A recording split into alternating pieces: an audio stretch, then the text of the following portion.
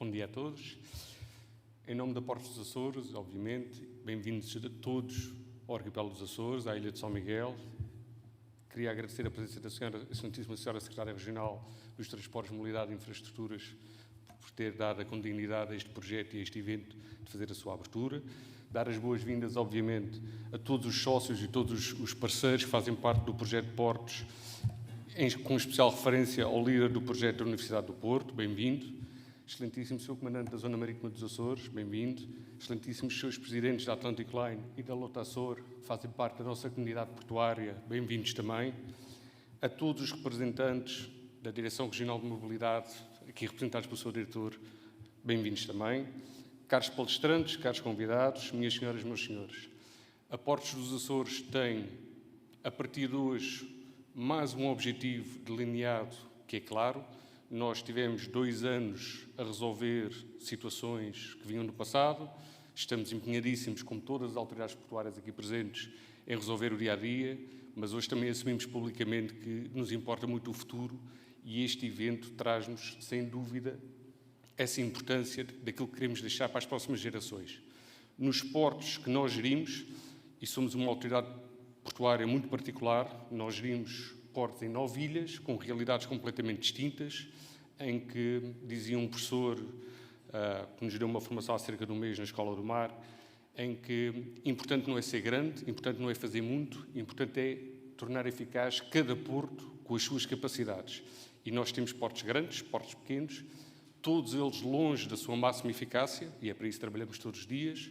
Este projeto, que começa em São Miguel e que é abrangido por 2 tipos de academias perfeitamente distintas e que hoje integramos aqui nesta comunidade, a Academia do Saber, que compõe várias universidades nacionais e internacionais, com a Academia do Fazer e do executar no dia-a-dia, as autoridades portuárias, temos representantes dos nossos empreiteiros locais, da nossa comunidade local, nomeadamente do Lota Açor, da Atlânticoline, e o futuro passa, sem dúvida, pela descarbonização. É disso que nós vamos falar nos próximos dias. Trouxemos e temos connosco algumas das melhores referências a nível nacional e a nível internacional. Eu farei um pequeno resumo destas boas-vindas em inglês, porque temos representantes que só falam a língua inglesa, mas queria-vos deixar um salutar bem-vindo à Ilha de São Miguel, aos Açores, e tem sido um prazer trabalhar convosco no futuro e podem contar connosco para sempre com estes desenvolvimentos e com o compromisso na descarbonização para os nossos portos. A small resume for those who do not speak in Portuguese. Our warmest welcome to the Azores archipelago and especially to San Miguel Island. We are very honored to have you here. I'm sure all the contributions that will come from the English language will show us what's being done for the future, especially in the cruising lines, especially in the cruisers that pass through the Azores in our archipelago.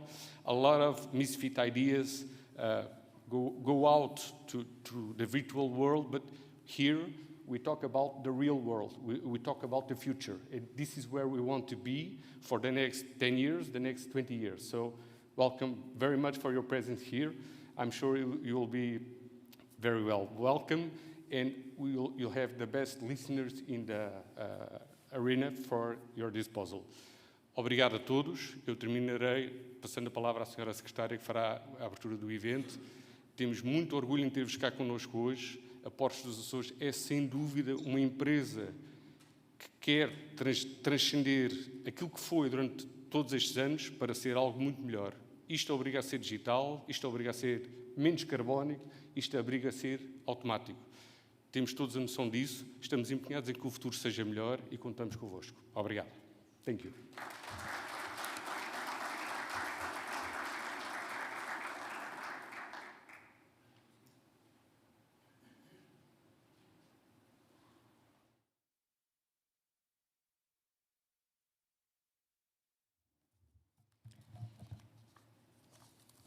Muito bom dia a todos. Senhor Comandante da Zona Marítima dos Açores, Senhor Diretor Regional da Mobilidade, Sr. Presidente do Conselho de Administração da Portos dos Açores e restantes membros do Conselho de Administração, Sr. Presidente do Conselho de Administração da Atlânticoline, Sr. Presidente do Conselho de Administração, Senhora Presidente do Conselho de Administração da Lota Açores, dear partners of the Ports Project, both university and port authorities, dear friends. Vão-me desculpar os portugueses, mas para facilitar esta minha intervenção inicial, fila em inglês, tendo a certeza de que todos compreenderão e assim facilita a vida aos nossos convidados que não falam português. So I must say that it's a great pleasure that and I greet you all on behalf of the government of the Azores. We are truly delighted to welcoming you to such an important event, especially to have you all in this discussion for our common future. In the Azores, we take sustainability very seriously, and we are deeply committed with these principles, working hard every day to assure its success. The Azores is the first archipelago in the world to be formally certified as a sustainable destination by WÄRTSILÄ, according to the Global Sustainable Tourism Council criteria. On the last few years, tourism has been the most important sector of our economy, with no doubt. Its multiple effects and impacts on other sectors have been a great assets for wealth and job creation, as well for new opportunities and well-being in every single one of our 9 islands. Since nature tourism is the Azores star product, our commitment to sustainability has granted a very competitive position to the whole region as a tourist destination. In fact, this perfect synergy between beautiful nature and sustainability practices has probably been the most important competitive advantage in the post-pandemic recovery. In 2022, we had the best tourism year ever, breaking all the records in every traditional indicator. This means more job creation, more opportunities for businesses and investors, and more wealth for our economy. This success also includes cruise tourism, which is very important for overcoming seasonality in the Azores Islands. Last year, we were fortunate to welcome more cruise ships than any other year previously. But allow me to underline that the growth we are achieving in cruise tourism is part of a carefully designed strategy from our Port Administration Board, which is a member of CLIA, as you probably know. We are targeting smaller and more sustainable ships based on expedition and adventure tourism. Because small ships means less passengers, but these passengers have a different profile and represent increased value added for local businesses and for the destination itself. We acknowledge that the cruise ship sector is among the frontline stakeholders investing in carbon neutrality, and therefore we believe that we can work together for new opportunities in the near future. As we see it, sustainability can only be achieved if everyone is involved and committed to it. And this means that we must have everyone on board, including big infrastructures like ports and cruise lines, of course, and many other sectors on this line. It's not new for any one of you that energy transition is today the greatest challenge we are facing in what regards sustainable development. We have to say that this is a global challenge that will have unpredictable effects in many years to come. It is a challenge that we may not neglect or ignore. It's a challenge that we must face with determination. In the Azores, we have been investing in renewable energy for several years now, and we have managed to leverage the best of our natural resources with the best of the available technology.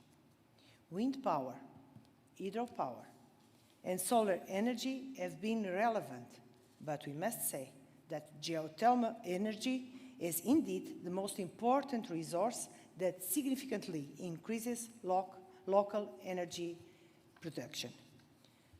Beyond renewable energy, we have been actively promoting electric mobility and energy efficiency through innovative incentives and programs.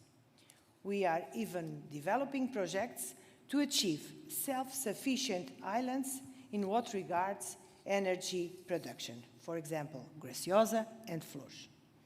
We understand that this is not an easy task, even though it's something that we are firmly believe in and are continuously working for. However, the energy transition process that is being led by European Commission outlines that the energy transition process that is being led by European Commission brings us, that means highlights other concerns and challenges. The Fit for 55 package, for instance, is placing remote and small communities and tourism destinations like us, like Azores, before new problems. This includes laws, regulations regarding the emissions trading system, fuel EU maritime, and AFIR, alternative fuel infrastructure regulations. As a result, transport infrastructures are particularly ports, we need to be adapted to answer to the new EU requirements and the ship's energy needs. Since the Azores are 9 islands, this means, and this is really a different thing that we have to underline, this means multiple investments and a huge pressure on the regional financial resources. We are investing in adapting our ports to the best of our possibilities, aiming to respond adequately to energy transition as well to climate change. We are even preparing for new paradigms, including innovative energy system sources like hydrogen. We are also preparing a 25 million euros investment to new electric ships that will be used for passengers transport between the islands of Faial, Pico, and São Jorge. The future and the present, for all that matters, is very demanding, but I'm firmly convinced that the Azores are working hard and will be prepared for what will come. I therefore urge you to make the most of this event and collect positive conclusions and consequent actions and initiatives for our common future. This is a great opportunity on a decisive moment and on a perfect region, a sustainable leading archipelago, to discuss ports, carbon neutrality, and energy sufficiency. We are looking forward to hearing your ideas and plans for a better future. We want you on board this sustainability ship, and we want to sail with you towards a successful energy transition. Thank you very much. Muito obrigada a todos.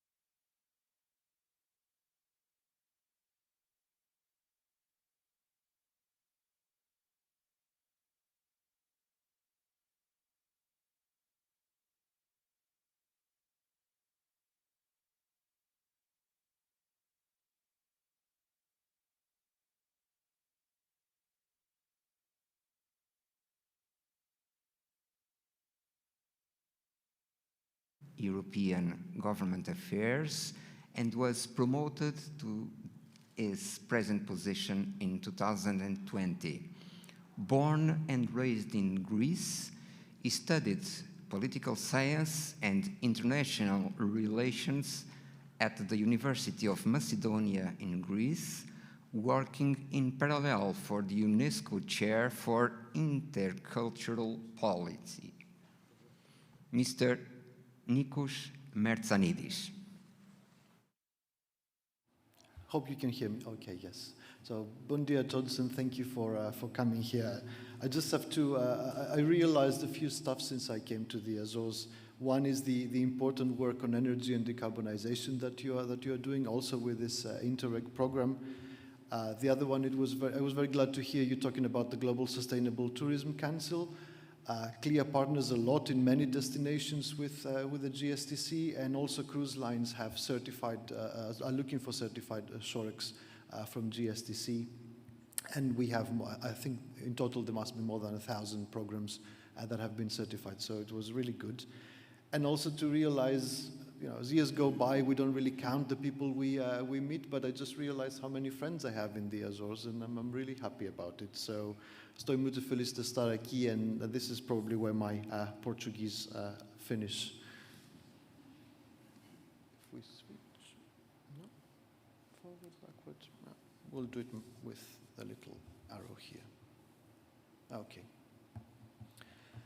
So, I do believe that cruise is the most innovative part of the shipping industry and one of the most innovative ones in the travel and tourism industry. And I do hope that by the end of this presentation, we can more or less agree on that.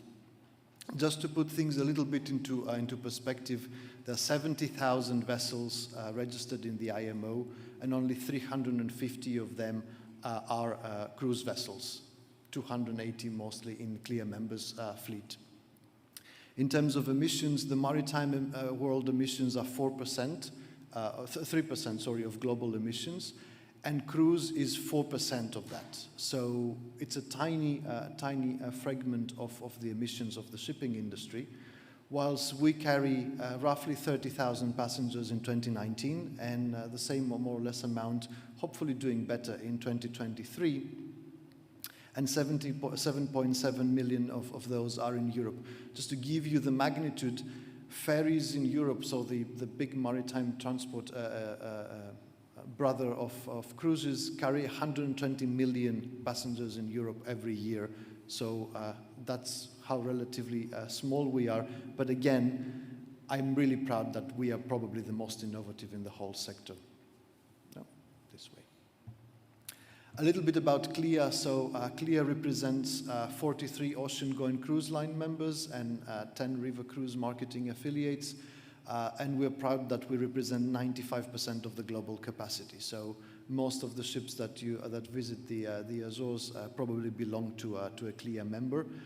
And we have nearly 300 executive partners.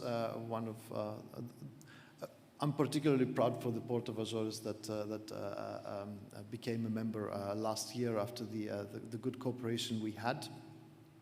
And I just want to highlight the increase that you see on lower berths actually means that the industry, even though we were hit very hard by the pandemic, kept investing in building those ships in European shipyards for most of it. So let's see a little bit more into the detail. There are 79 ships on order. There were from 2022 to 2028, 66 now, up on 2028. 47 billion euros in value, which means the technologies, the companies would work around the construction. Just to give you an idea, building a mid-sized ship requires more than 300 companies to work together because of all the equipment and the essentials that have to be installed on board. But the most important feature is that 93% of all the world's cruise ships are built in European shipyards. And on the other side, 80% of the order book of our shipyards in Europe are cruise ships. The message coming out of this is that if Europe wants to be at the global forefront as a global leader on maritime innovation, that includes also alternative fuels and alternative sources, we have to acknowledge that virtually the only thing we build is cruise ships.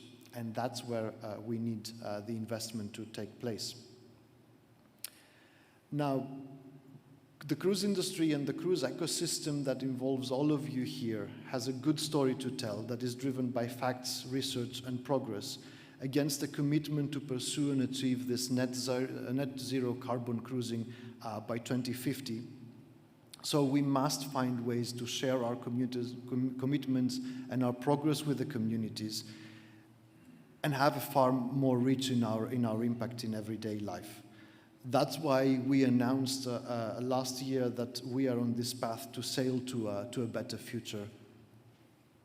And that comes with two goals. The first one, short-term, two objectives: 40% reduction of rate of CO2 by 2030, and then eventually net zero carbon cruising by 2050.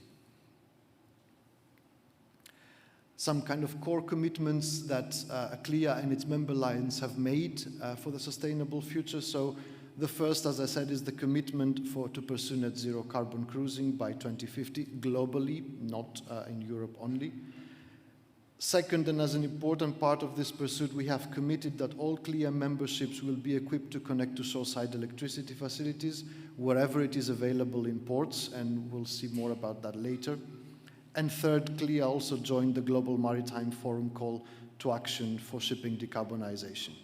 So again, although we are only a small portion of the maritime world, our ambition is actually to be a leader in the sector. In order to achieve that, there are three pillars. I consider them key for achieving sustainable cruising: is the reduction of vessels' emissions and generally the environmental footprint of the sail, reducing the energy requirements on board and the environmental footprint of what we call hotel operations, so the whole area of accommodating guests on board, and obviously sustainable tourism practices in the destinations in terms of destination management, tourism flow management, and the technologies being used to achieve that. So let's have a look at where the ships stand in this whole system. It is small letters, but it just gives you a rough idea about the different technologies that might be applied on a ship. So exhaust gas cleaning systems to purify water on board, and a number of technologies to reduce the energy efficiency. Sorry, to increase the energy efficiency. Sorry for that. So a little bit about those technologies.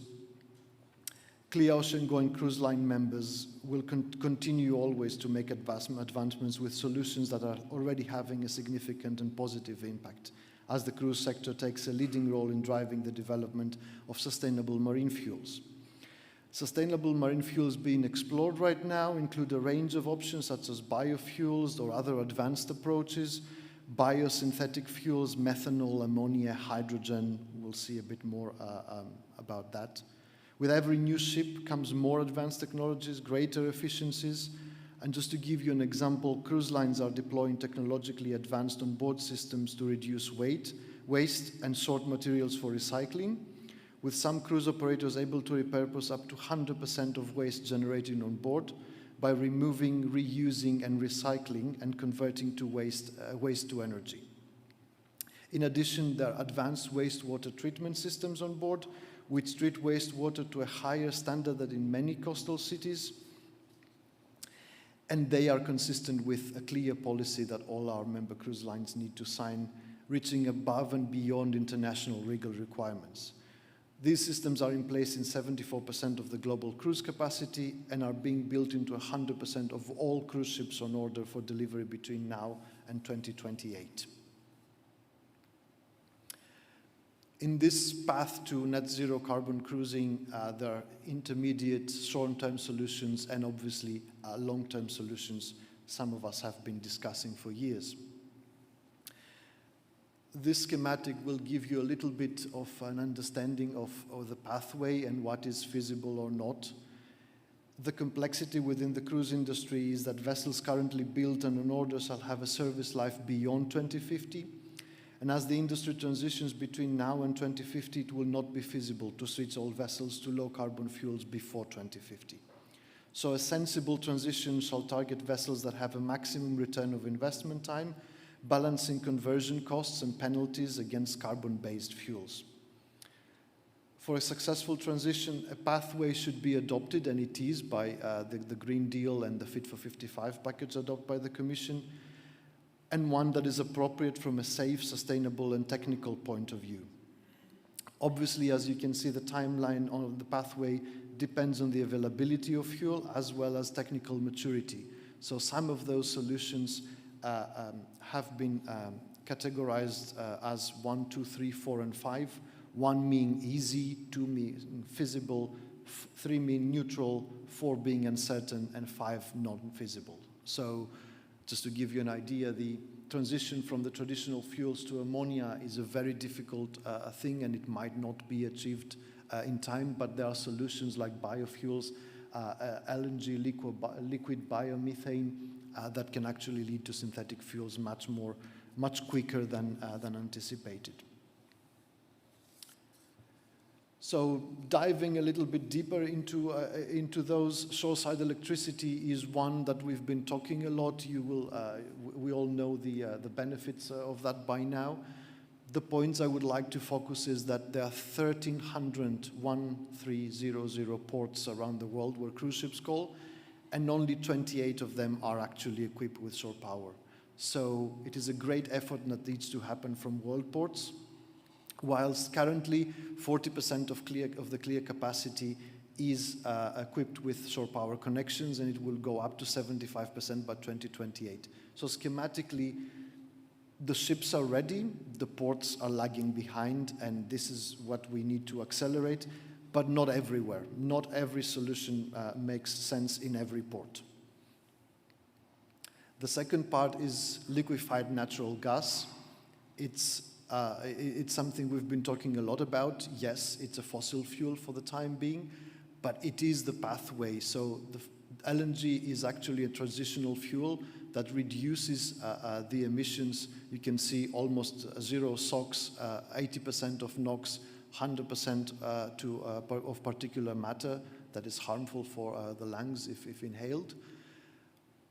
But it is also a fuel in itself in transition. So ships which are ready to sail with LNG, and we have plenty of those, you will see later on, they can actually very easily convert to synthetic LNG or eLNG in the near future. So we accept still a fossil fuel, but with a view to the future changes. The only fuel that is readily available right now, but not at scale, is actually biofuel. So here it explains first, second, and third generation. Obviously, the first generation is something we live in the past. The EU rules under the Renewable Energy Directive are focusing on second generation and third generation. And the good thing is that those are, in the last bullet point, drop-in fuels. So they're ready to be used right now.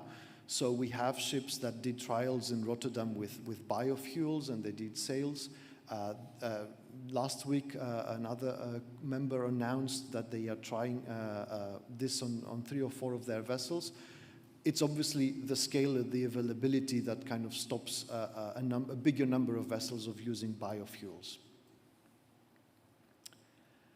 Now, looking a bit where we stand with all this information in mind, there are currently 11 LNG-powered ships in the CLIA fleet, and 23 more are coming.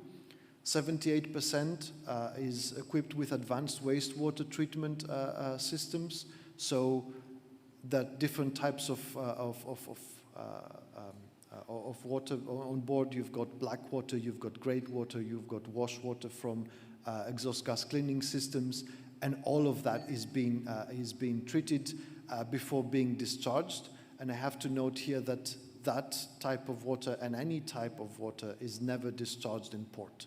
So it all happens 12 nautical miles in the majority of the jurisdictions beyond territorial waters, and there has to be a speed of 6 knots in order to discharge even treated water. So we are taking this in a very strict approach. Now, looking into the future, by 2028, there will be 38 cruise ships powered by liquefied natural gas. There will be 171 cruise ships equipped with exhaust gas cleaning systems. So for those that still have to use some kind of traditional fuel, they will have exhaust gas cleaning systems, and we will see how those work.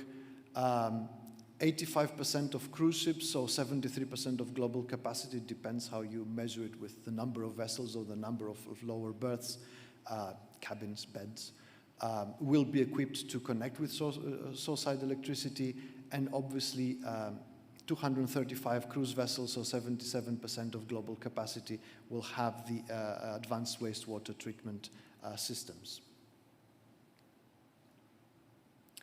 But there are also long-term solutions, and I know I shouldn't be keeping you here for long. Just very quickly, methanol is one that actually our members are looking at, and there are several trials underway.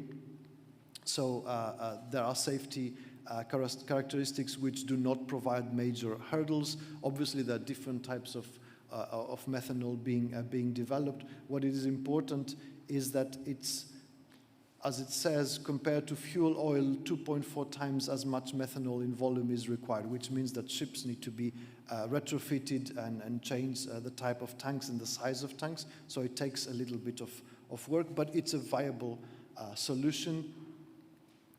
Hydrogen, LNG, as we said before, fossil fuel for the time being, but it can be blended with hydrogen, and those solutions are being looked at.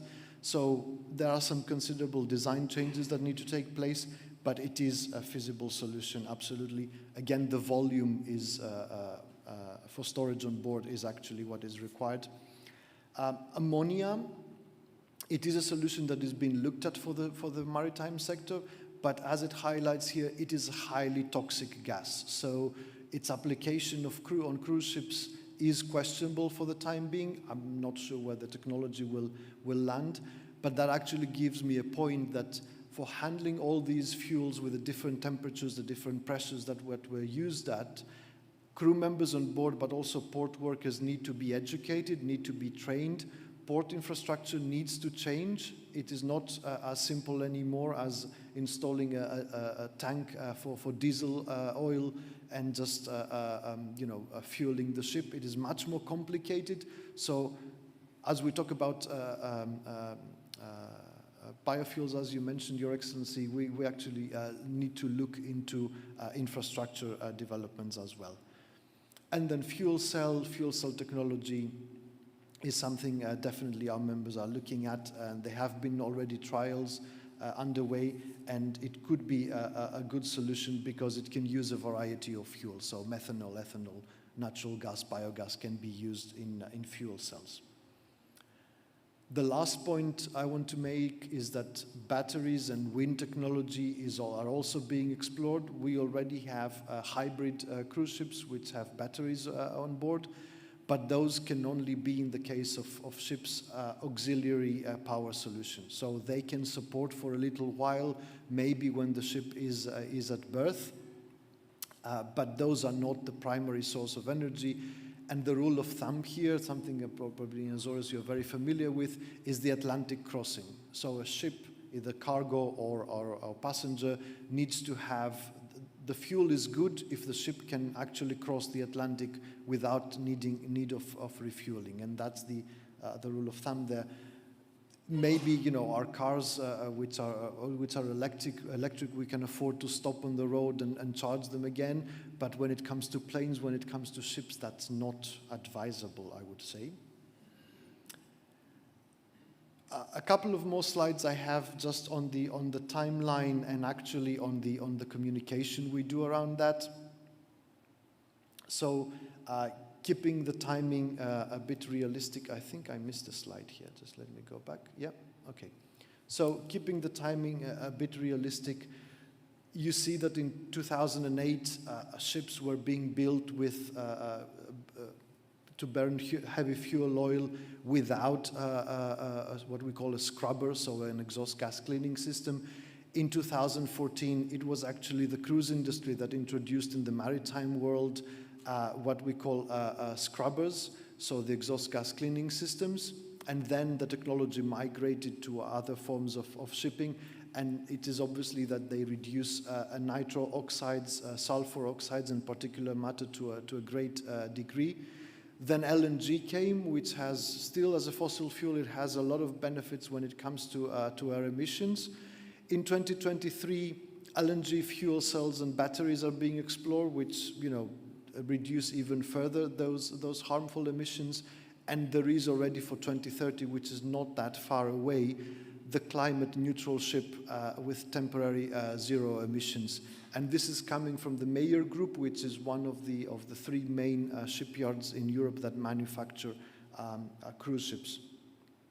If I would also give you an idea about the broader timeline, you have to know that the first ship that was able to connect to shore-side electricity was delivered in 1997 and made the first connection in 2001, long before my good friends in Brussels, where I'm based, woke up and decided that shore-side electricity is a good solution. The cruise industry was actually there 30 years ago.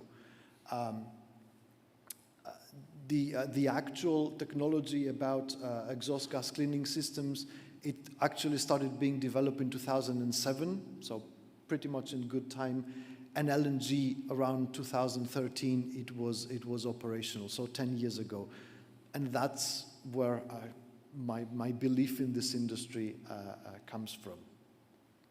In terms of communication and information, this is something I would like to invite you all to visit, is the Cruise Info Hub. We actually created this not as a website, but as an interactive tool where you can see all the technologies that are being deployed on board ships to reduce the impact on air, to reduce the impact on sea, and to reduce the impact, sailing at sea, and reduce the impact on destinations. So the second part of this is that we have examples of best practices, of good practices for sustainable cruise tourism in the destinations that are partnering with us. And I'm really happy that, when we started this exercise, we didn't know how many we will get, but we actually got hundreds of those, and we had to combine some of them or scrutinize some others. It's a really useful tool. Information is been uploaded all the time, and it will help you more with downloaded data and any kind of information you might need. So I think I've said enough. I would like to thank you very much for having me here, and I wish you very good deliberation in this very interesting conference. Thank you.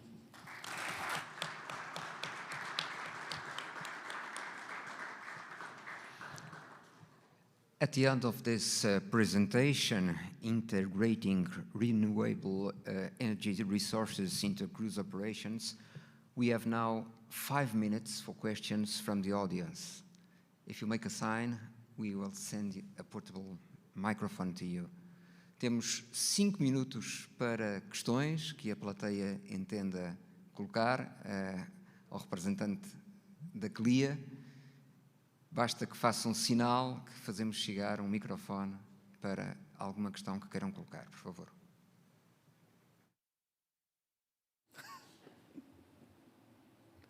No? Any question from the audience? Okay, one question. Just be careful.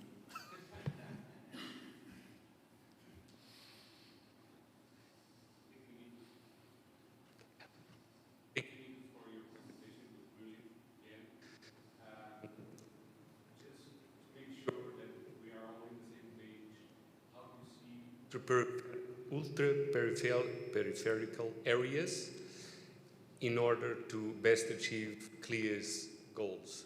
We have special defiances, of course. We have special infrastructure that needs to be taken care of. And as you know, as we're dealing with, an increase of added value because of the COVID, and after COVID, the opportunities that came to us with cruisers and of course with the partnership with CLIA, how can we be less ultra-periphericals and more close to your goals, if that's possible, and how do you see us as an advantage to CLIA in your organization? Thank you very much for your presentation. Thank you so much. Starting with the cruise business model. So the cruise business model back in the 50s, and it stayed the same, was to bring passengers to explore destinations. And I have slides in other presentations with information which shows that 6 out of 10 cruisers return to the destination for land-based holidays. They confirmed that themselves. That the average cruiser spends something like $760 on a week-long cruise out of their pocket, plus all the shore excursions they actually buy. And for that to happen, we need the destinations to remain to be protected and to remain pristine, and we need the people in the destinations, the communities, to be happy to receive cruise guests. Otherwise, the model doesn't work. So cruise lines have, for many, many years, since the 80s, since the 90s, programs about protecting the destinations, their visit. The Save the Seas programs, the Save the Destinations, and so on, have been going on since that time. So it is of paramount importance that we are protecting the destination where we visit, and this is why all this technological innovation is taking place. Nobody wants to destroy a destination and then bring passengers there. That doesn't simply work. The other part of it is that the EU has a very succinct strategy, which we totally support and we totally agree with, which is the zero emissions at birth. So whatever the technology does to actually help the ship sail in a sustainable way with as less emissions as possible, zero emissions at birth is actually the goal we are chasing here. And that can be achieved in various ways. So obviously, shore-side electricity is one of them, but it cannot apply in all destinations. Even the EU has recognized that. They're putting the obligation on 10T ports. So ports found themselves on the trans-European network corridors, and not every port in the world. But then it's up to cruise lines to invent ways where they could have zero emissions at birth. And then biofuels that are available now, fuel cells, batteries, and all those technologies come into place. And the third part is what you talk about. You spoke about the peripheral destinations. In the cruise business, there are no peripheral destinations. I mean, even with the transatlantic crossings, the Azores is actually at the center of a transatlantic crossing that happens twice a year when this whole fleet moves from Europe and the Middle East to the Caribbean and Alaska, and then vice versa for the next season. So there are no peripheral destinations in that sense. But if we look at Europe and if we want to consider places like Azores and Madeira and the Canary Islands as peripheral destinations, then the goal for me is to actually integrate them into a region. Reduce the dependency on transatlantic calls or north to south calls, and actually consolidate the region into a region where cruise lines will actually put cruise ships to run around those islands. And obviously, because of the distances, there will be many sea days, so you won't have a ship every day at the port, or every week the same ship on the same day. It will vary, but it will actually have a sustainable visitation throughout the week. And I'm happy that there is a partnership going on, as far as I understand, with the Atlantic European islands, and I hope that this delivers some fruit in the near future. So, thanks so much. And after a question from the President of the Board of Portos dos Açores, we have one more question from Portos dos Açores, Ricardo Batista. Yeah. Hi, thank you for your presentation. I wonder whether it would be worth considering Azores as a supply point for ammonia or hydrogen for cruise ships or another kind of ships, in your perspective.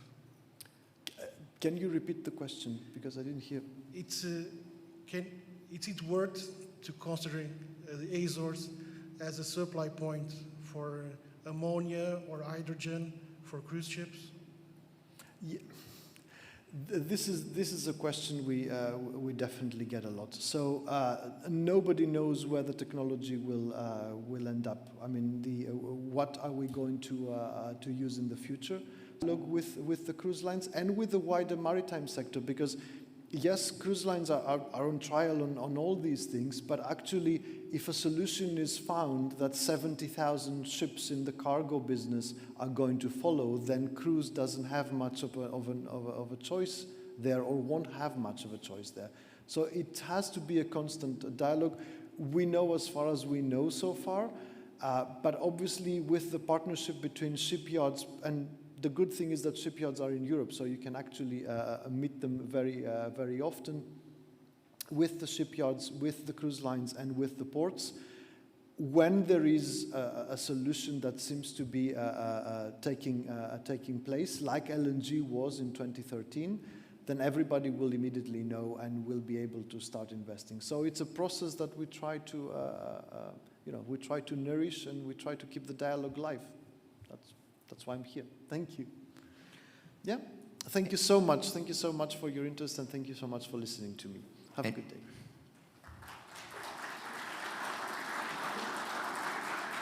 Thank you, Mr. Nikolaos Mertzanidis. In the continuation of this seminar, we will have now a presentation with the title Challenge for Providing Sustainable Shore Power in Ships in Islands by Filipe Mineiro.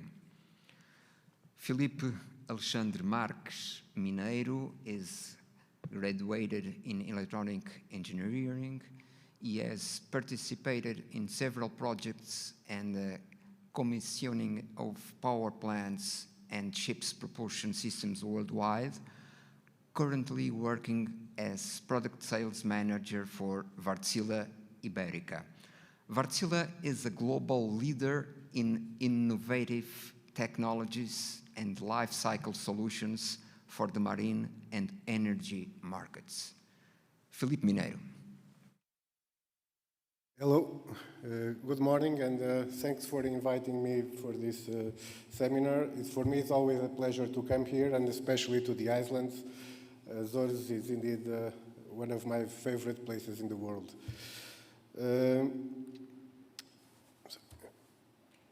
So the title that they asked me to describe here, it's about the challenges for providing sustainable shore power and energy to the ships, especially in islands. Because there are some particularities when we considered that this is a microgrid. So I'm going to summarize a little bit what we are going to speak about. Who is WÄRTSILÄ? WÄRTSILÄ is coming actually from the side of the industry. We are developing new technologies, new engines to work, as we were previously hearing, with new fuels. We have a strong focus on hybridization and electrification on ships. But as you can see, we are over in 200 locations. We are more than 19,000 professionals, and this is a company that was already established in 1834. So we are almost close to 200 years of existence.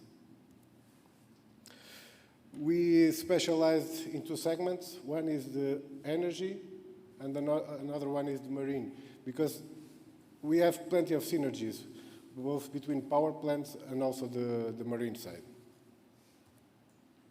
And you can see that we have quite a big installed capacity in all 5 countries of the world.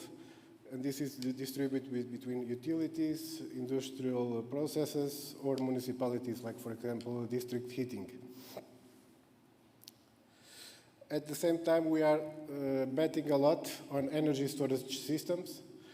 Nowadays, this is also crucial to help to optimize and not only optimize, but also allow to introduce more renewable energy into the grid. Because there are limitations, and we can speak a little bit later on about the different scenarios. And throughout the use of the energy storage systems, we can actually have a much better efficiency in terms of the power plants, but at the same time increase the renewable energies. In the marine segment, we have a strong focus on carbon neutral fuels, so biosynthetic fuels, ammonia, methanol, hydrogen. We are testing all of these different fuels, and note that LNG is no longer here, because this is already a proven technology. We have been producing our engines more than 30 years ago using pure LNG. We are able to do retrofits, and we have quite a big installed base, not only on cruise ships, but other kinds of ship segments using it. So we are now betting a lot on these new kind of fuels, but we are also taking a quite step forward in electrification. On one side, indeed, we have the shore connection that we will speak a little bit more in depth here, but we also are betting a lot on pure electric or hybrid solutions. Because on one side, okay, if it's pure electrical, it's purely based on batteries, but hybrid, using the batteries, it can allow us to run more efficiently the engines. And in the end, the batteries are like a Swiss Army knife. They allow us to do different things. We can optimize the engines. We can, during a black start, we can use only the power of the batteries. We can enter and leave the ports just purely running on green energy. So there is a lot to do. It's not only a matter of like electrical cars take us from A to B. We can optimize the entire ship using the batteries.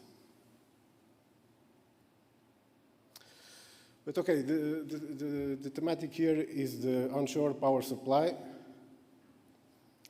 And what this is basically not only for cruise ships, but the idea is to take this broader to all other segments. It's to, when you get to a ship, you can switch off your engines, and this on one side can cut all the harmful emissions. We also take out all the visible smoke and noise pollution, because as we know, especially those who live around the ports, this also has quite a big impact on the city surroundings.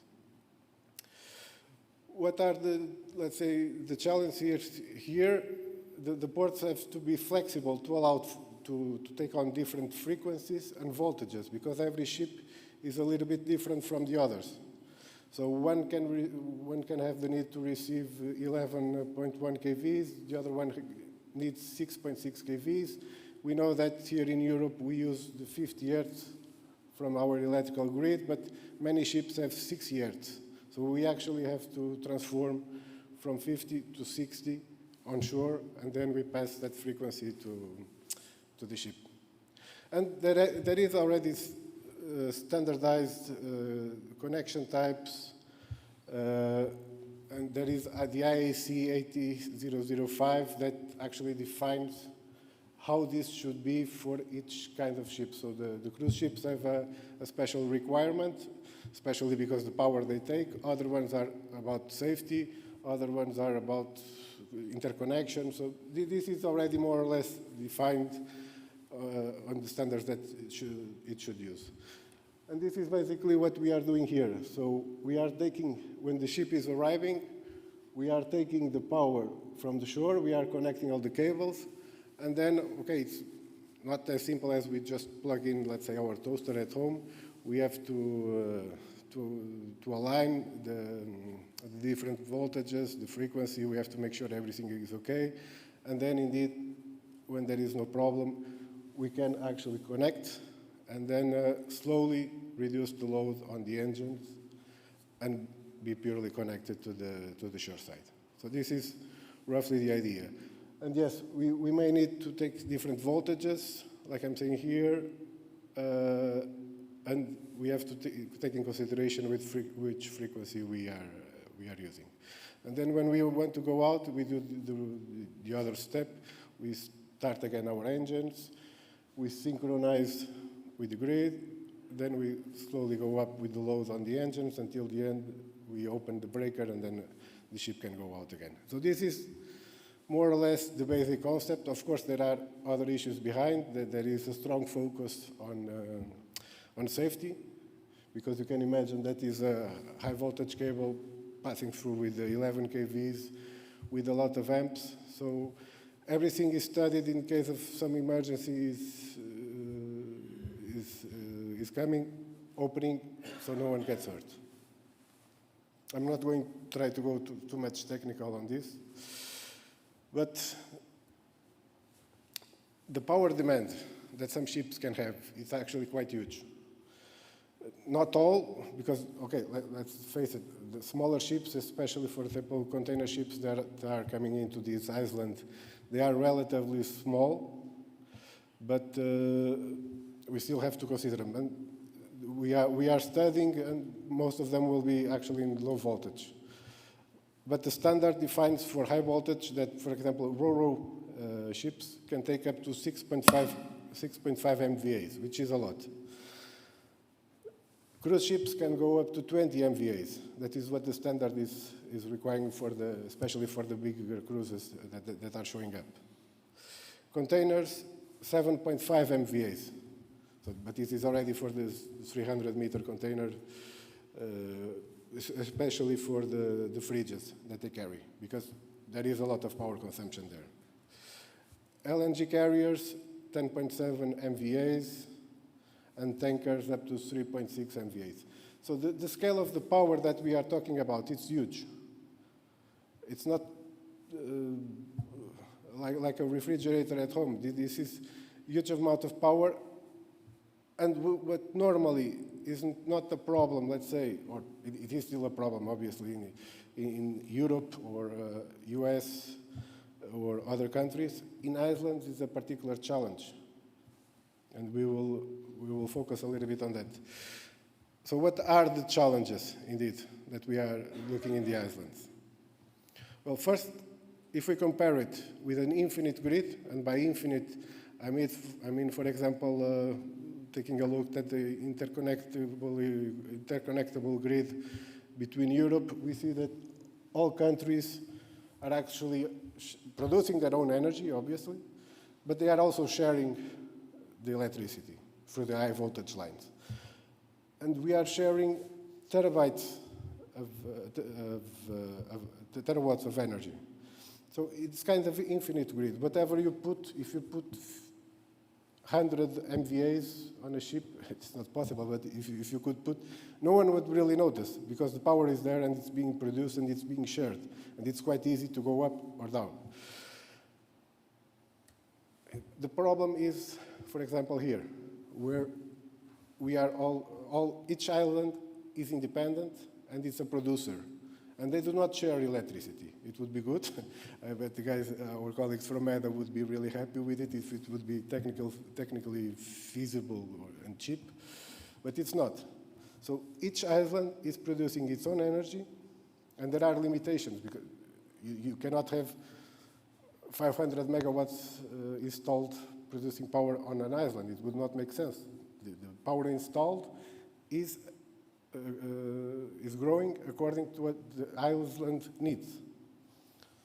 And the islands were not ready to take this kind of powers. And this is actually challenge number one, which is the infrastructure limitations. Because upgrading existing infrastructure to support the shore power can be costly and time-consuming, because they have to readapt and upgrade all the electrical systems, transformers, distribution networks, berthing facilities at the port, because some equipment has to be put in, some connections, connection to the port control center to be able to measure and provide the energy. So from the producer, which in this case is EDA, through the distribution, which is, okay, it's also EDA in this particular case, everything has to be upgraded, because we cannot expect the port to have 20 MVAs available. And actually, this is common to all ports. So I was showing the map of Europe, and all ports have this kind of difficulty. it's just on islands, the problem is magnified. Because this was developed to have basic services, and if we want now for one of our friends, the cruise ship, to come, we have to really adapt and make huge investments on the grid. Another one is indeed the power generation capacity. And I've collected some numbers here. They are public. They are on the website of EDA. And we can see more or less the installed power throughout the islands. And at the same time, we can see what is the consumption and where the energy is coming in different times of the year. Because in different times, you have different profiles of load, of the diagram of the charge that we are consuming. And this depends on the tourism, on the weather, on a number of factors. And indeed, as you can see, some islands just don't have the full installed power to take in some of these bigger ships. And we have to take in consideration that, for example, even here in San Miguel, even if we say that we have 142 megawatts of power installed, it needs to have a reserve, because you may need to do maintenance on some power plants, on some engines. So not all of this power may be available at all time. And this is something that also has to be considered when doing these studies for the islands.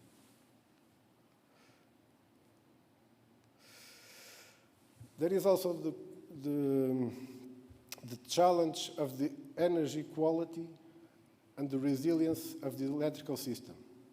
Because, again, we are not in Europe, we are in Europe, yes, but we are not in the mainland. So, because everybody is a producer, we have to take special care, for example, about the frequency. And the frequency, you know, these 50 hertz that we hear about, it's really important to the quality of the grid. If we go out of this 50 hertz and if we go a little bit up or down, we may need to take some special measurements, like cut some part of the island, or actually we can have a blackout on the entire island and we have no more energy. So, and this is regulated by the load and how much load it can take. And what happens is, for example, a load immediately gets out of the grid. So there might be variations, and we have to keep this in a very stable manner. The other one is the inertia of a system, and the inertia is coming from the generators. So I think you all have seen images of a turbine or a hydroelectric plant where it's rotating a very big mass, and this very big mass allows to keep the grid very stable. So every load change, because the inertia is the intent of an object moving to keep moving, when we try to accelerate or decelerate, it will provide us this help to keep the 50 hertz stable. And when we put in more load, or actually, and this is a little bit in parallel, when we try to put more renewable energies that don't really have this possibility to support in the inertia of the grid, we are weakening the grid itself. So we have to take this also in consideration. So yeah, both the frequency and the inertia, they are critical, because the more load and the more renewables we try to put in without having some kind of extra support, they can lead us to situations where we have to unload part of the island, or it can actually lead to a blackout. Then it's the matter of the logistics. And because of all of these challenges, there has to be a quite effective communication between port authorities, ship operators, and power providers. If we have such a big ship coming in, for sure the island at that moment is not ready to take in the extra power. So what we have to do, when the ship is coming, the port operators have to tell the dispatch center of the island, hey, I have a ship that normally will require extra 11K MVAs. Are you prepared to provide this energy? Yes, no, and how? And only after all of this communication, and it is allowed, then yes, we can provide the energy. So there has to be a completely different cooperation between all of these entities. And then we have to engage actually all stakeholders. This includes all government agencies, shipping companies, and environmental organizations. And I will probably focus here a little bit on the shipping companies, because, for example, here you cannot just decide, yeah, I want to make short connection, without speaking with the regular container vessels companies that are coming here, because you have to adapt with them, so that whatever you are doing in port and whatever power, at what frequency you are placing in the port, the shipping companies are able to accommodate and to connect. Otherwise, you are, let's say, doing it on yourself, but then the owner will not have the chance to comply. And last, we have the environmental impact. So, the idea of providing the short connection is indeed to cut all the harmful emissions that are being produced on board, especially. But when we do this, when we supply it with our own energy, we have to try to move in a path that we are not just transmitting, or we are not taking the pollution from the port and putting it on a power plant a little bit upstream. So the idea has to be to indeed allow for more renewable penetration on the islands, so that we can indeed provide the ships with clean energy. And we see that, for example, at this moment, still a big percentage of the powers of the islands are being produced using generators with a high carbon footprint. And this we have to try to reduce, otherwise we are just shifting the harmful emissions from the port to another place. I'm going to run here some sceneries just to have an idea. This is quite basic, so forgive me, the guys of EDA, for showing such a basic system, but it is actually just to have an idea of the interactions that have to be done and what has to be a little bit taken into account when doing the short connection. So typically we have a power plant with 4 different engines producing electricity. Some are connected to the grid or not. So we are indeed providing power to the grid. And this is supplying a load. That supplies the industry, offices, our homes, data centers, whatever. So this is pretty much how it works. Now let's run a few scenarios. Imagine that, and this is what we are trying to achieve, we have the load of the city, let's say 30 megawatts. This is not really the example of this island, it's just an exercise. We have, for example, 30 megawatts, and we have the renewable energies helping us, which is good, obviously. The bad thing about the renewable energies is that they are not able to follow the load. They just give you the load, and you have to take it. Someone else, in this case, are the engines or different sources of producers that indeed have this capability that will absorb or give more power to the current needs of the load. So if we look at that, we have 10, 17, 22, plus 8, we have the 30 megawatts. So this is perfectly okay, and we would think that normally this would run like this. Well, the problem is, let's imagine that there is a problem in the substation of this windmill park, and now these 10 megawatts that were being produced there disappear.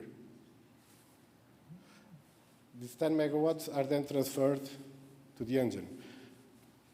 What is the problem? I don't know if you can see, but this particular engine has a capacity of up to 15 megawatts. It cannot give more than 15 megawatts. So what will happen? It will go out of the grid, and then the island goes dark. So we cannot do it like this. Let's try to do it some other way. Okay, I will start the second engine, but this time I will divide the load by the two engines, so that let's see if this is more feasible. So if now I cut again this substation and all of these 10 megawatts, I will get 9 megawatts on the engines. It's perfectly fine. So I think we can start from here. This seems to be a good spot. Great. Here we go. Now we are having our we are having two vessels. They will want to connect. That's perfect. They will connect with 5 megawatts each. We can see, I don't really know how to work with this one. It's not really working as well, but okay. Each vessel can have a power consumption of 0 to 10 megawatts. So we are being modest here, and I was giving them just a prediction of 5 megawatts.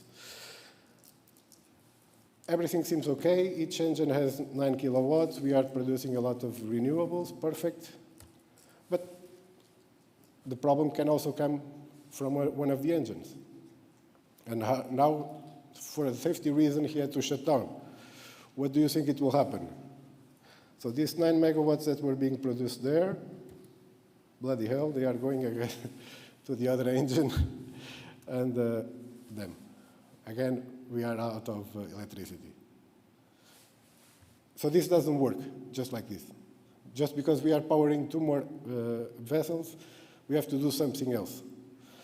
Let's try, let's see, again, the vessels are coming. I don't know what the hell happened with the other vessel. Ah, here it is. Before they connect, let's turn on one more engine, just for fun. Let's see if this one works now. Yep, I managed to connect the 2 vessels, so I'm giving them power. All the engines have 6 megawatts. They are actually running at 35% load, so it's perfect. I don't see any problem coming this time. But no, there is a problem coming. So actually, some clouds came in, and all the renewable energies were affected. It's interesting because I don't know why the cloud is affecting the wind, but for this scenario, it appears to be correct, so let's take it from here. So all of this energy that just disappeared from the renewables have to go somewhere.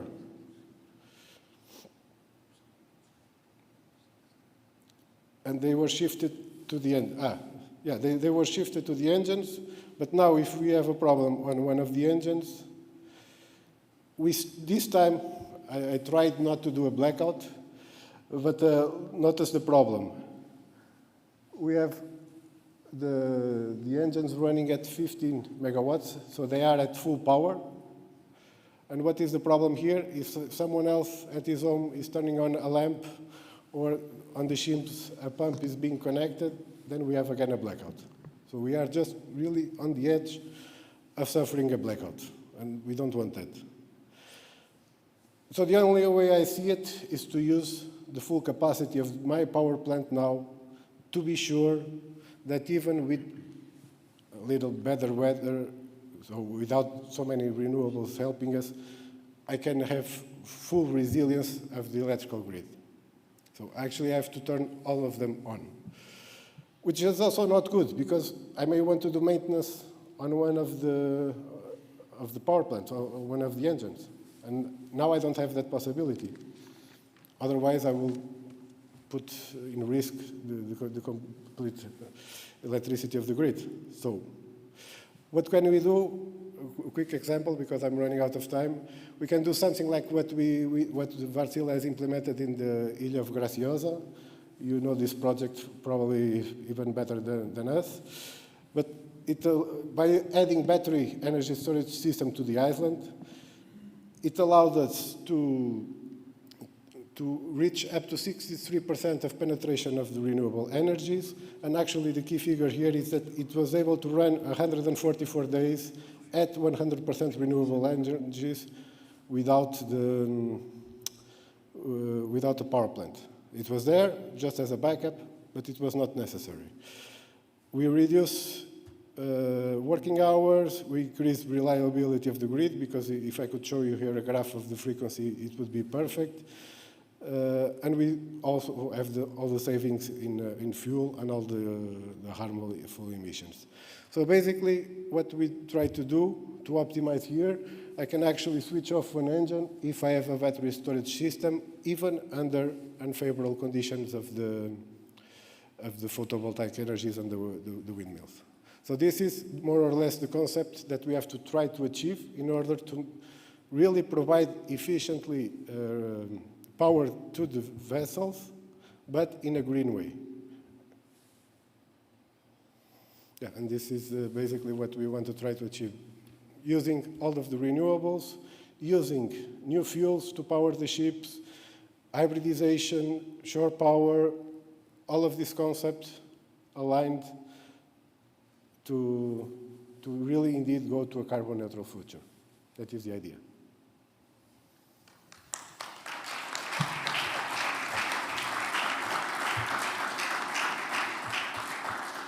We are really out of time, so we are now going to have a coffee break behind the stage with entrance on the right side. Any questions to Filipe Mineiro, you can do it during the coffee break, please. Thank you.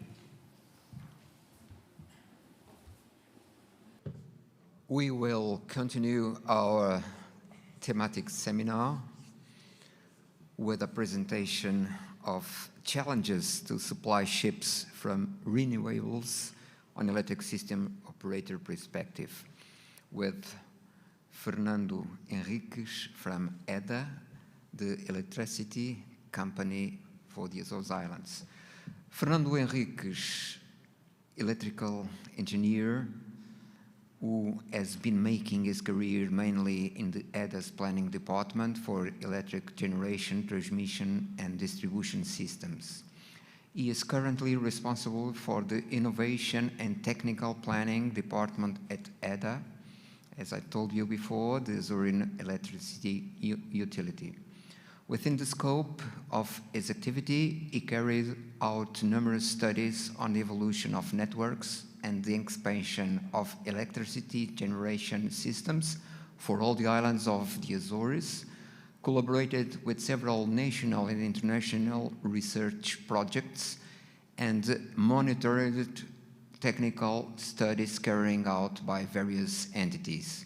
In the last 2 years, he has also become responsible for EDA's innovation area, in which studies and projects are developed with a view to applying new technological solutions, and through which EDA participates in various innovations projects financed by the European Union. Fernando José de Melo Henriques. First of all, I want to thank for the invitation, for EDA invitation, you to participate in this event, even not being one of the partners and not knowing all the things that you know, not as much as you. So I'm going also to repeat some things that have already been said. The last presentation from WÄRTSILÄ have explained almost all the things that I had to bring here to you. It was very interesting. I enjoyed it very much. So I'm going to talk about the challenge to supply ships from renewables. I'm going to talk about renewables and also some challenges that have already been said to supply the ships from electric energy. So we are here at the middle of the Atlantic Ocean. We are 9 small islands, 9 small independent electrical systems. There is no interconnection between them. we have about 236,000 inhabitants, and our power demand, our electric power demand is about 823 gigawatt hours. Eletricidade dos Açores, EDA, is the electrical utility that serves all the Azorean islands. We go from generation, transmission, distribution, and commercialization of electric energy in all the islands, and we also purchase electric energy from private energy producers. So in generation for the public services, this is thermal generation that is needed to grant the security of supply. And we also have a company in the group that also has the renewables installations. We are responsible for the modulation of energy production from all the installations, from ours and from private companies. And we also are responsible for all the necessary service to support the continuous flow of supply. And for these ancillary services, it is very important, and it has been for a long time very important, the diesel power plants. We don't like them. They use fossil fuels, they pollute, but they are needed in they are still needed in this kind of islands.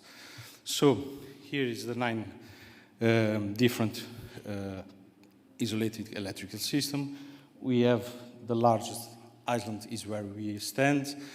This island represents about, this is the population, the demand is similar in the proportion, and you can see that 55.1% of the power, the electric power that is produced here in Azores is in these islands. If we add these islands to the second biggest Terra island, we have about 80% of the total production. So with more 2 islands, we have 91%. So with the other 5, only represents about 9% of the electrical production. So the integration, it affects the integration of renewables. We want to integrate renewables in every island, but the impact, the biggest impact is these 2 bigger islands. I don't want to call them main islands, but bigger ones. We have in each island 1 diesel power plant that is needed to ensure all the services, to keep the energy quality and the security of supply. And then we have a lot of renewable plants. And these geothermal power plants are only in São Miguel, 2 in São Miguel and 1 in Terceira Island. So this is the electric generation in 2022. You can see that we achieved about 34% of renewable in 1 year. We can achieve more than that in 1 day or in 1 instant, but during a year, only 34% from renewable. Then we have here in these islands, we have achieved 44% last year. We had a problem with geothermal. We can achieve about 50% of renewable in this island, mostly because of geothermal production that is stable and constant for all the year. And Terceira Island also has a geothermal power plant. It's newer than the other ones, but it also contributes a lot with a lot of energy. And then we have Graciosa Island that had a project, innovative project because of the hybrid system. You can see in these 4 islands, we have difficult to achieve more than 20%. In average, we achieve 15% of renewable because of the variability of the resources. And so we need to have thermal engines working when there is the renewable. And the amazing thing is when we have more renewable, we need more engines. And that's complicated, so there is a limit. And the problem is that we could have more than this if we had the potential, renewable potential, all year long as the geothermal resource. So one of the limitations is that we don't have the energy always there to use it. Here, this has the same conditions of that, but this has a difference because there was a project that was financed. And so this has a hybrid system. WÄRTSILÄ has already told about it, and WÄRTSILÄ was in that project. There was two things important in that project. One was the battery energy storage system. Three things. One is to have big installation, much bigger than it would be feasible for anyone to invest. And the other thing is to have a battery, a huge battery energy system that can keep the stability when there is only renewable. And in this, it is challenging because the renewable is intermittent. It can vary in a moment, the wind speed or the photovoltaic, the radiation, solar radiation.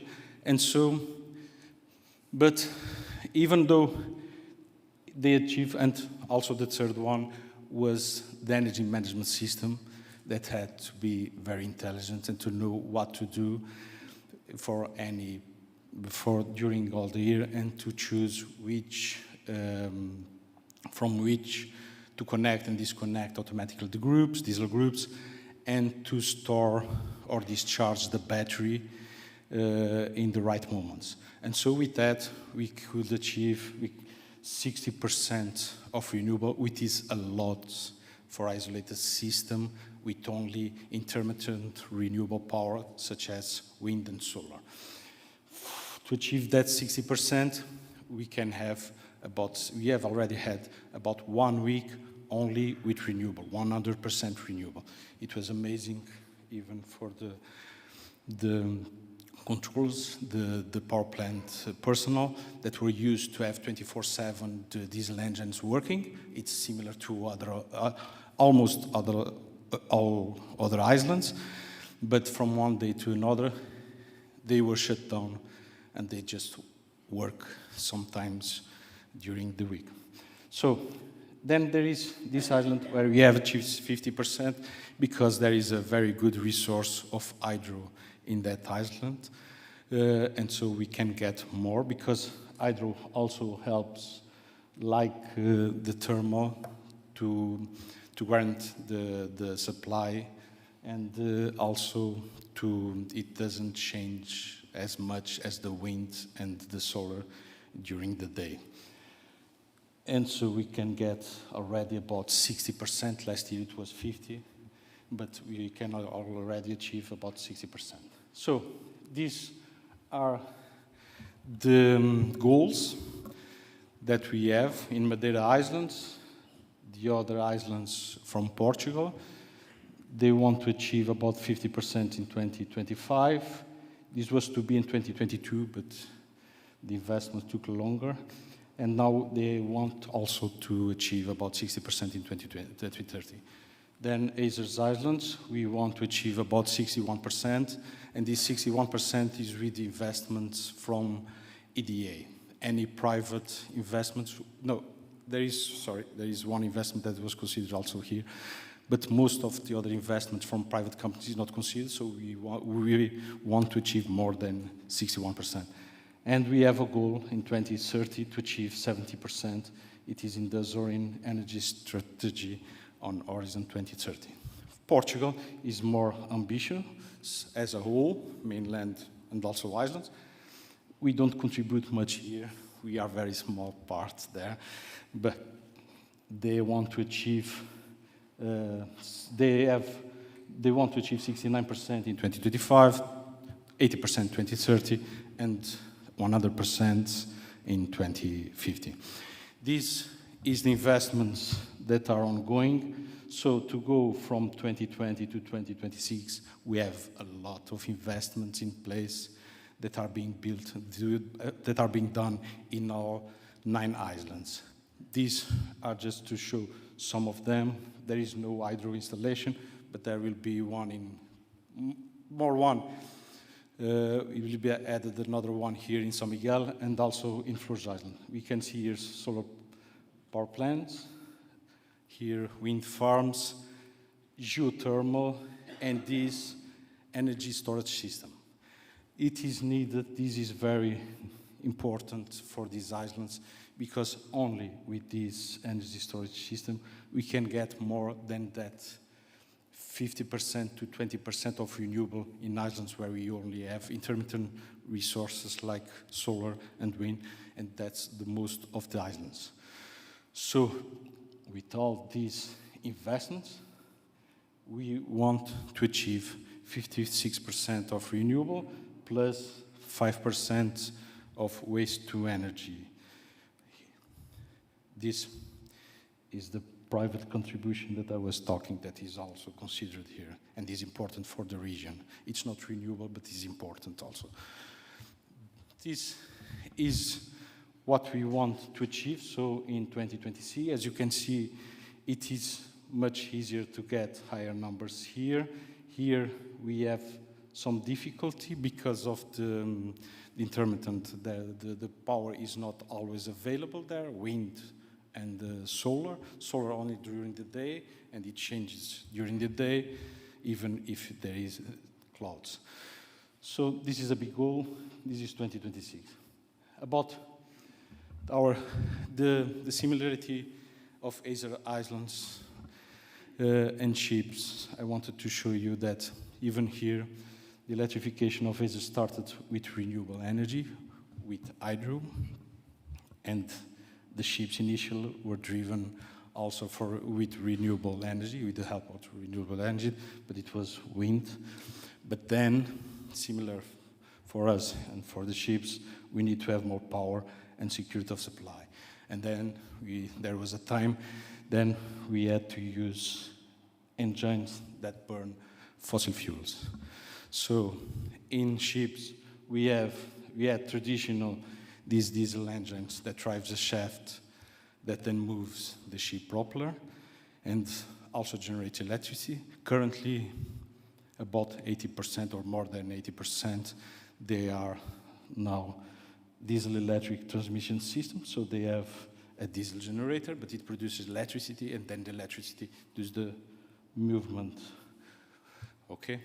This is in this maritime, and so we were benefit with this development because we are nothing compared to maritime transport.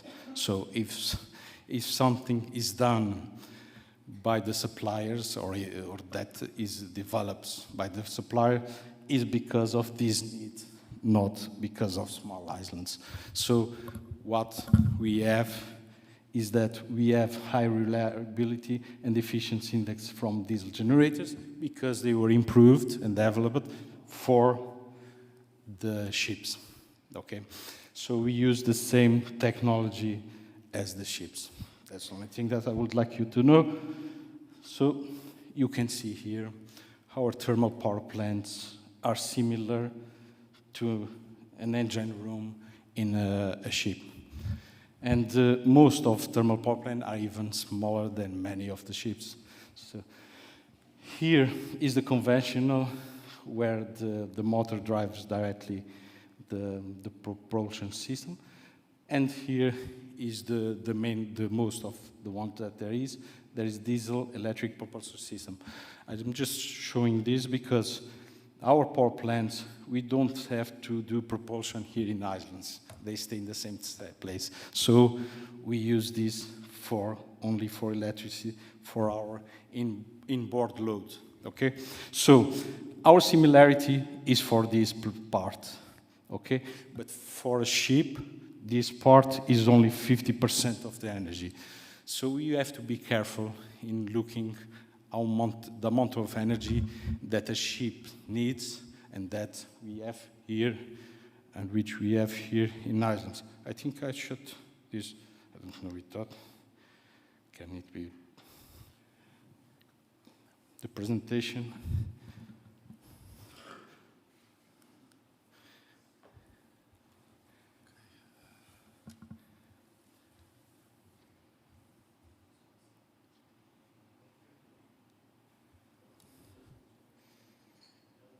Ok, no computador, sim.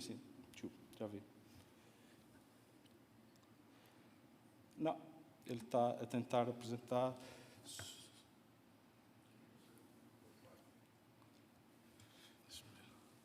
ver se assim. Ele está a tentar apresentar no outro ecrã, que é aquele. Ah, ok. Já está aparecendo para ali.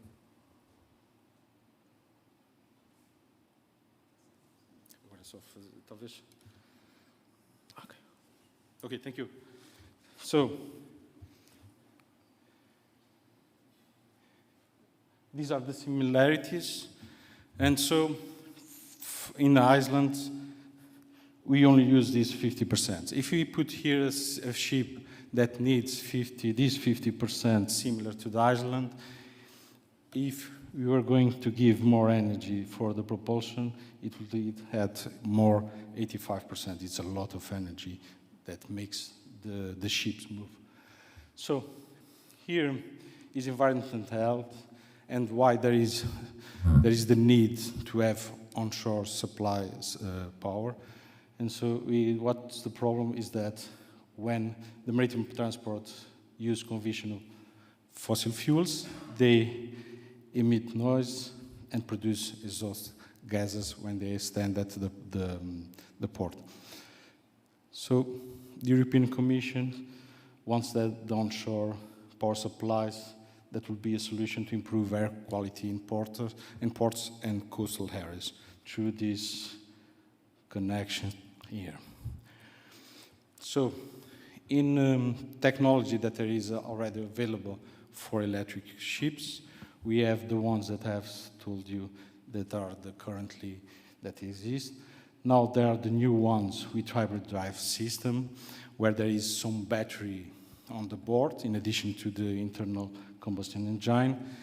And these ships can sail even without the diesel engine, but just for a certain length of time. But the most important, and it is like a Swiss army knife, the batteries, they help much more than this, than putting all running for a certain length of time.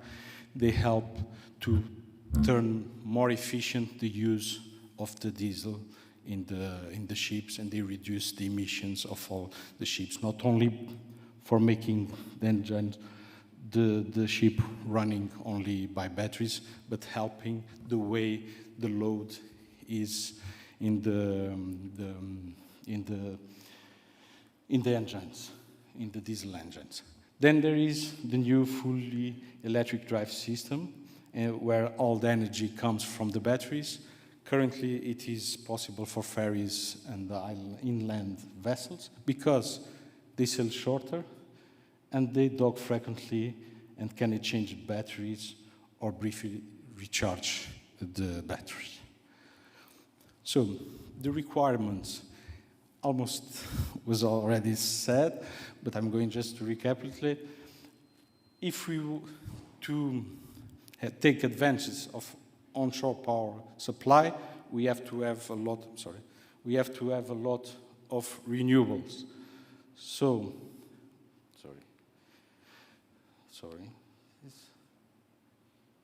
So, one big goal is to have more renewable energy production. This renewable energy production can be onshore or can be near the harbor, also onshore or using ocean energy. And we need a reliable grid infrastructure that it was explained already, and I won't get to much technical details, but maybe a need to invest in all these high voltage supply in main station and even at this time in the power plants. And I will explain you later why. And then there is the conversion system to cope with different voltages and frequencies for the ships. And the charging system, and this part is for the port, that has to be designed to minimize voltage disturbance. The problem is not only frequency, but also with voltage. So this is numbers for the ships, for the inboard load, the total loads. This is the 15%, 15 to 20% of the load of the ship. And you can see here that an average power demand of a cruise ship would be 7.5 megawatts. It's a lot for an island like ours. You can see here São Miguel, the peak demand is, this is 77 megawatts, but in smaller islands, we have, you can see here, that in most of the islands, we don't have this 7.5. And even if we add, even in this island, we have to take into account, that was already explained, that we may have this peak demand and this diesel power plant installed, but this power plant installed that to be enough to feed all this need in the inland and also to have some margin because of failures for diesel maintenance or for diesel unit failures. So we don't have this power ready to use by ships. And so I'm going to show just an example, this island where we stand. We have here 2 geothermal power plants. These small ones, these 7, are hydro power plants, run off the river power plants. Then we have here a wind farm, biogas, and the thermal power plant. And we could achieve 44% renewable last year, mostly from geothermal. This is where we stand. This is Ponta Delgada, and we are right here. And you can see that there is some distance from this diesel power plant and more from the renewables. And another thing that is challenging is that the port, the harbor, is here in the city, and so the substations that feed the loads are around the city. If we want to get power from these substations here to the harbor, there is, you can see, only underground infrastructures. So if we want to increase, and if it's a big increase in the load here, we have a huge investment, and it takes a lot of time because we have to do infrastructures in the streets of a city street, and it can take years. So also, if the power is very high here, we also need to invest not only in these connections, but also in these substations. In the substations, we may need to put another transformer. And to put another transformer, we may have to expand the substation. To expand the substation, we have to have space. And that's all challenges. And all going up there from the transport lines, these are enough till now, this can handle, but then there is the diesel power station. And when we get to the diesel power station, we don't have the enough energy amount from renewables that can cope.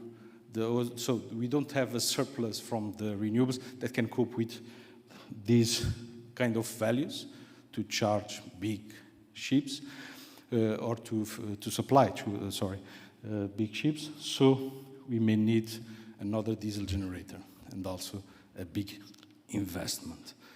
Then I want to show you, this is the 7 days load diagram. You can see here the weekend with less load, and these are weekdays. And so you can see here in these islands, we want to achieve, this is in 2026, all this geothermal amount. And you can see it is stable, and it is easy to get it to the grid. It has inertia, it has short circuit power, so it is a kind of renewable that doesn't take a lot of investment because they help also the system, not as much as thermal. So then there is the hydro, waste to energy, and you can see here wind and PV. So here is the rest of the need, and you can see that during the day we don't have as much power, renewable power, so we need this thermal. In the red is fossil fuel. We call it thermal, but it's fossil fuel. So, as you can see, during the day, we would need to invest a lot in new renewable if we wanted to achieve 80% of renewable. And even investing and having a big, higher than this power capacity to produce energy from wind or solar, we will always have the problem. As you can see, this wind farm can produce this and more than this. If it can reach here, if the wind is good conditions, it could keep this value during all the time. And you can see there is many days where there is no wind.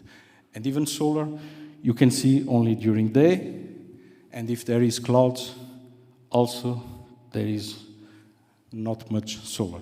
So if we put these ships here, and if we, for example, put a cruise ship here connecting in a harbor and being supplied by our electric system, what would happen is that they usually are here during the daytime period, and during night they go. So this will increase here the need. That's not good. For us, the best will be to fill this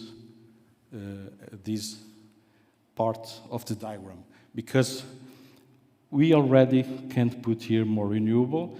We could put more if this load would be put here. Here, we will need to have more diesel power. And you can say, but you can increase renewable. We can, but the share may not be higher than what we have. And so we will have the same pollution. So this is one thing that has to be studied, has to be analyzed, and have to be.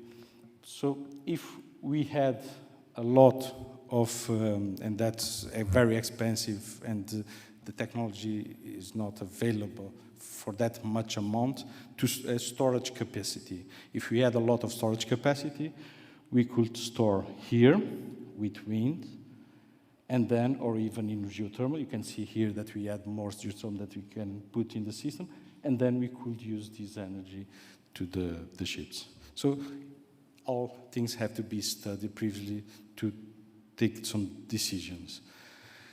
The same for the rest of the islands. You can see the load diagrams are similar. Some have more industries, like this one, and this one.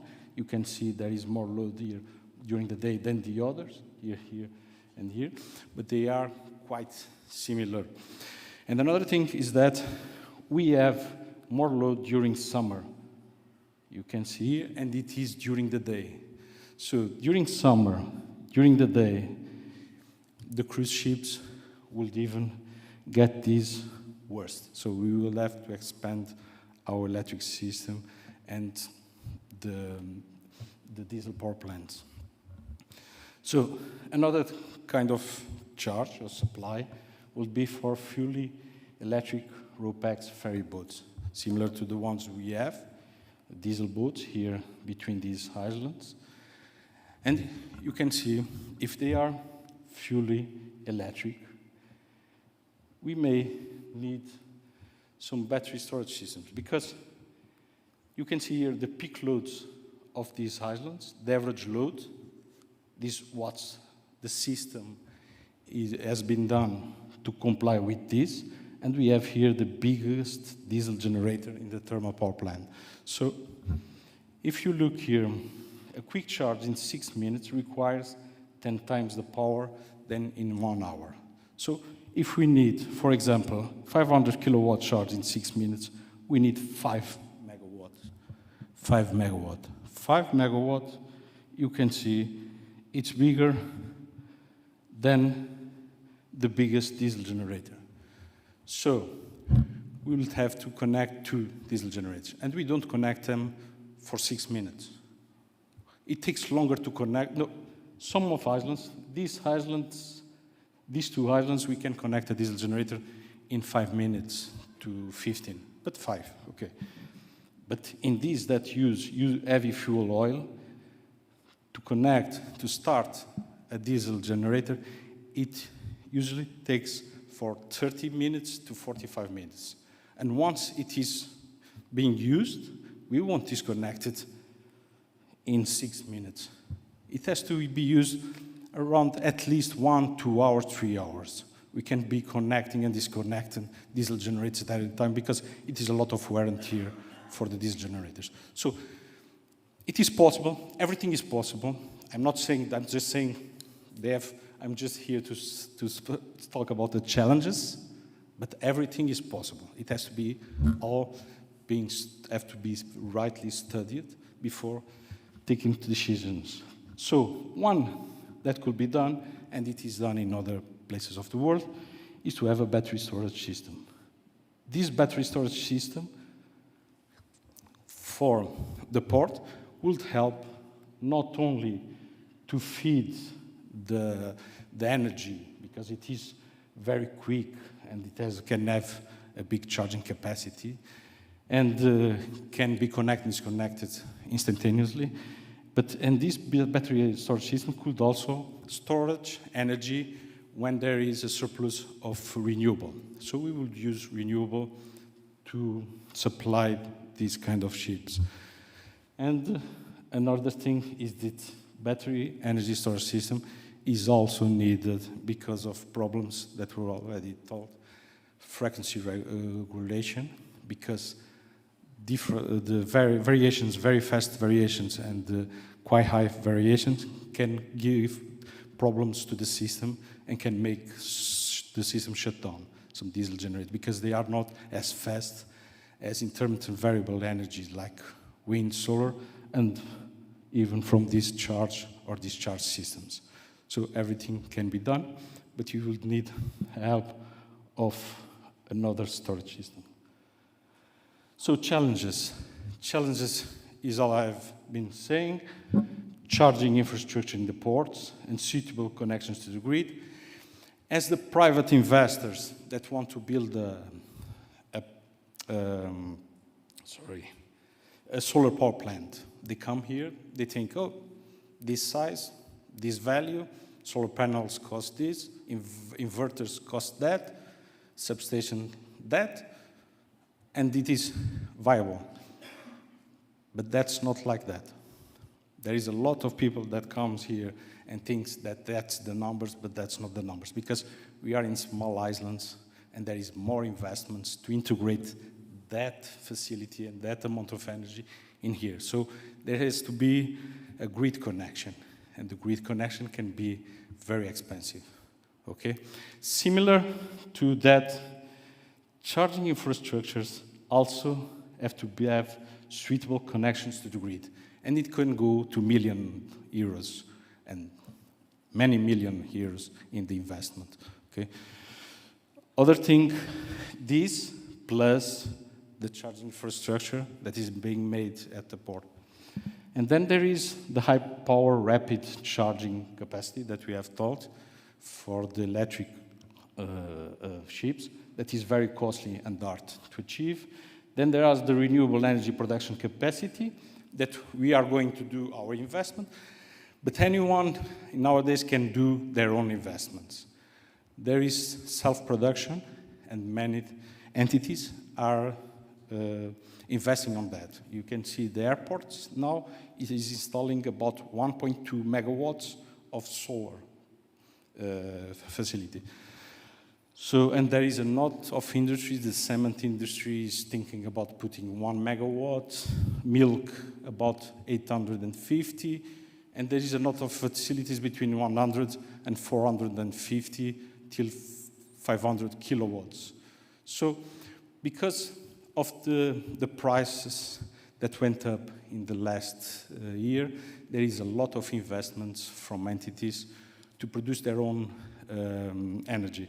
And this can also be done by the port. So the renewable energy doesn't have to become all that energy from the power supplier. And also there is the variability and seasonability of renewable sources. Even for us, and more for the private investor, is that private investor usually invests in solar panels. It is a technology that is more affordable. But the problem is that the energy is only during a certain period of the day. And if a cloud passes, there is no much energy. So even then, they have to be connected to us, and we have to supply and to grant the energy supply. There is the variability of the onshore power supply demand. This is a problem that we have to study. How many vessels, what kind of charging they need, the time, the amount of energy, and the power. And also, maybe needed batteries to store electricity, to introduce higher flexibility to the system in order to adjust consumption and production. And also there is another thing that I haven't told you, is the price differential between onshore and self-produced electricity. So diesels can produce electricity more cheaper than being bought from the utility. Maybe here it is not the problem because we have the same price as in the mainland. It is lower than the cost of the production here in the islands. So if our cost of production is higher than the price that we sell the energy, maybe this is similar for the ships. They produce their production would be higher than the energy that they could get from our grid. And so the required conditions. The most important is cooperation. I think it was already told. I'm just repeating things. So we have to work in group. Port Authority has to talk and to know the target shipping lines, the power, the voltage, the frequency, time, number of docks, and then the terminal operator, suppliers of automation technology, suppliers of electricity, that's us, and then environmental engineers and the local community. It's very important to work together because it is very challenging, this technology. Then it is needed technological evolution, technical standardization, so that every ship should use the same voltage level, same frequency, but it is difficult because countries have different. And favorable market conditions.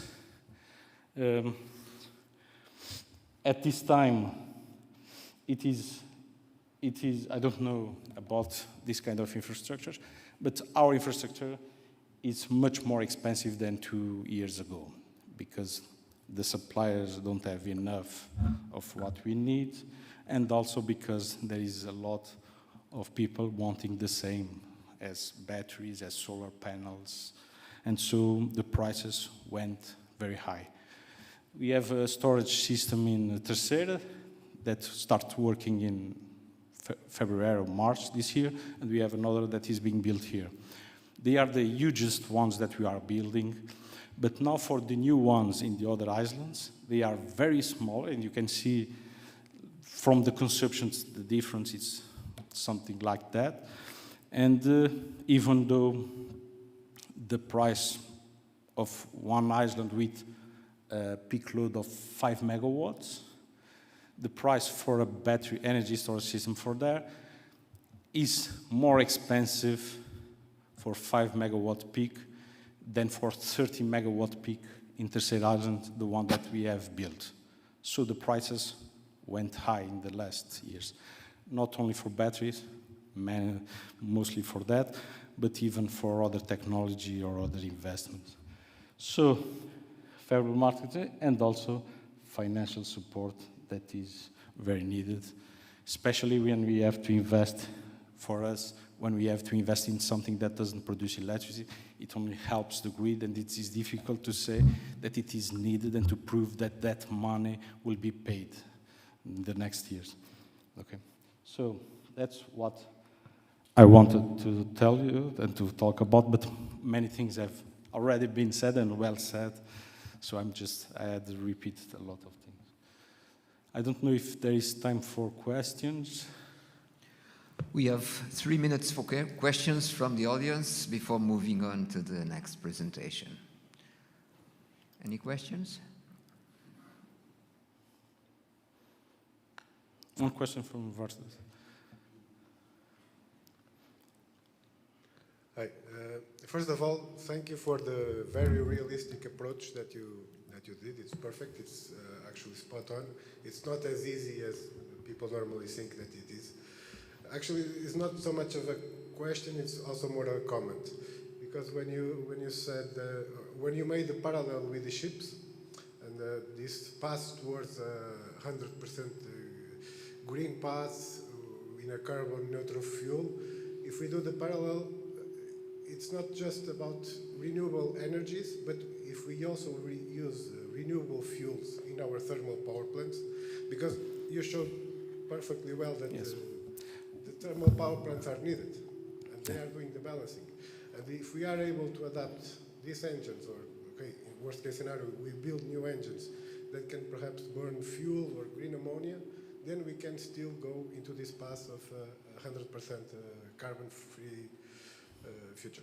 Okay, that's a really nice question. I wanted to talk about that, but I've forgotten that. I'm sorry, I'm here. I was invited to talk about challenges, not solutions, okay? So, and many of them you have already said. And one thing that I may say is that even if we achieve in one island about 65% of renewable, we only have 35% of thermal production, fossil fuel productions. That's not the same as saying that the thermal units will be used only during 35% of the year. So, I'm very fond of renewable.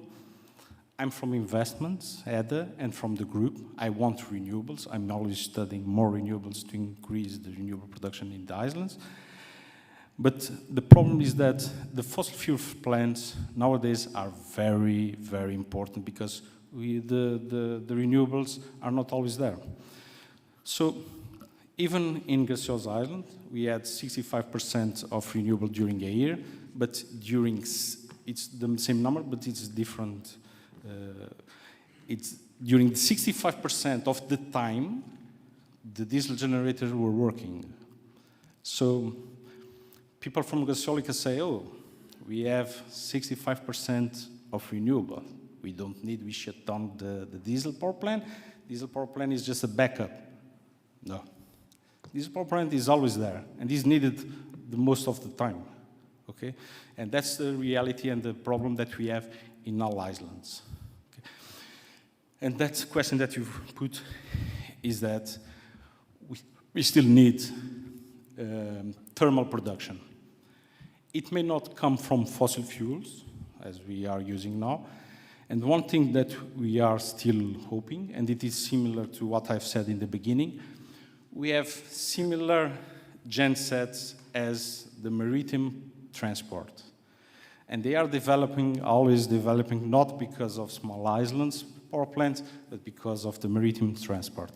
And everything that has been said in the first presentation can help us. So the last slides of the first presentation, when they were talking about alternative fuels, we expect that they make it go further and they develop the machines and the fuels and the transport and the commercialization of that kind of fuels so that we can use in our power plants. Okay? So WÄRTSILÄ is one of our, we have a lot of WÄRTSILÄ engines, not only the energy management system in Graciosa Island, but also fossil fuel engines. And WÄRTSILÄ is developing engines to use alternative hydrogen, methanol, biofuels, other kinds of ammonia.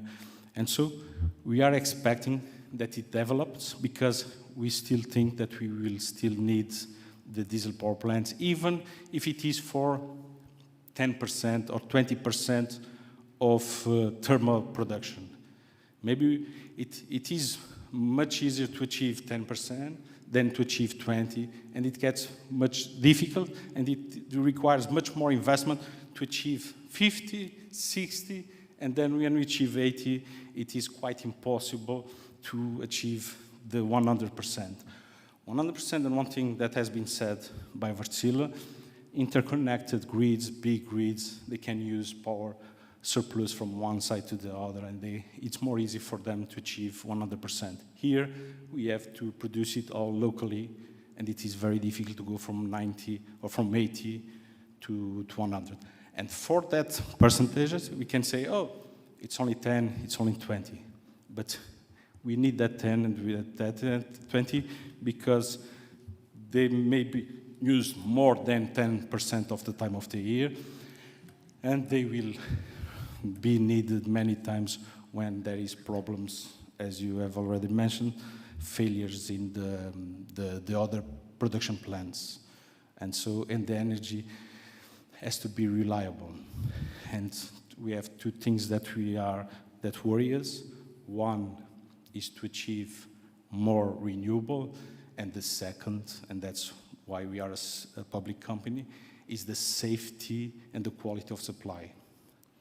And so that kind of fuels, we are still looking at them, and we are thinking in doing a project in one diesel engine in one island in the next years to use one different fuel. But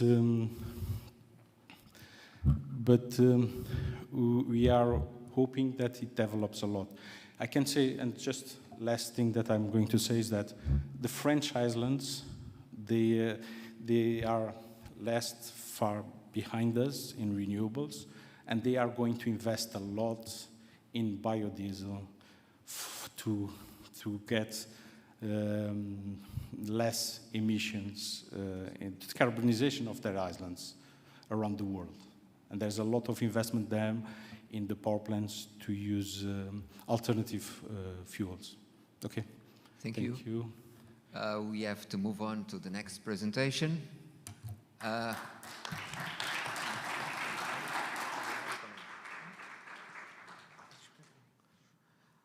We are going to have now the contribution of Atlânticoline under the theme, Why Electric Ships Are the Future in the Azores, by Francisco Bettencourt. Francisco Duarte da Silva Bettencourt has graduation in Business Management by the University of Azores with specialization in financial and commercial areas. Also has post-graduation in Public Management and is for now Chairman of the Board of Directors in Atlânticoline, the public company for maritime passenger transport in the Azores Islands. Before, was internal audit and innovation director at Portos dos Açores and coordinator in E-Link project, also in GAIN project, and also in Costa project. Francisco Bettencourt from the public company Atlânticoline.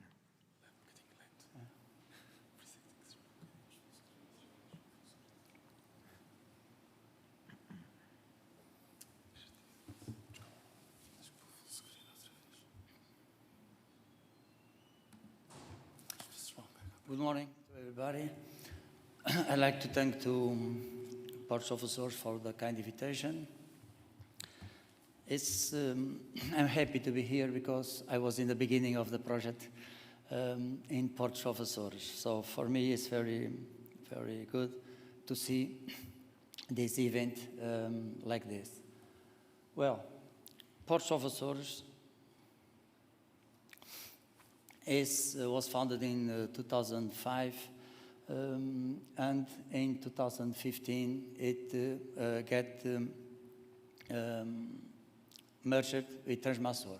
That was the company in the three islands of the Central Group, Pico, Faial and São Jorge. We have the headquarters in Horta, an office in Ponta Delgada, just by other side. And we have ticket office in Horta, Madalena, Velas, São Roque, and Ponta Delgada. Our fleet is constituted by 4 ships and 1 cabin motorboat, Ariel, that makes the transportation for passengers in Corfu and Flores. And we have the old, like we used to say, cruisers, Cruzeiros do Canal and Cruzeiros das Ilhas, that has 4 years, more than 4 years, and still working, and very good, may I say. And we have Gilberto Mariano and Mestre Feijó are the two rural type, one with 330 passengers and 15 vehicles, and the other one, Gilberto Mariano, with 296 passengers and 12 vehicles. First of all, they can take 12 and 15 vehicles, but because of the baggage from our passengers, the capacity reduced 1 or 2 vehicles per trip. This is what we have nowadays. Actually, Atlânticoline has 6 routes in Açores. The first one, blue, it's the one that transport more people. About 78 of every passenger goes by this route between Horta and Madalena. We have the green one between Horta, Faial, Pico, and São Jorge. In Pico can go to Madalena or São Roque. And we have the rose line that goes from Vila do Corvo to Santa Cruz das Flores. This is what we call the regular ones that work all year in Azores. In the seasonal, like June, July, August, and September, we have 3 more routes.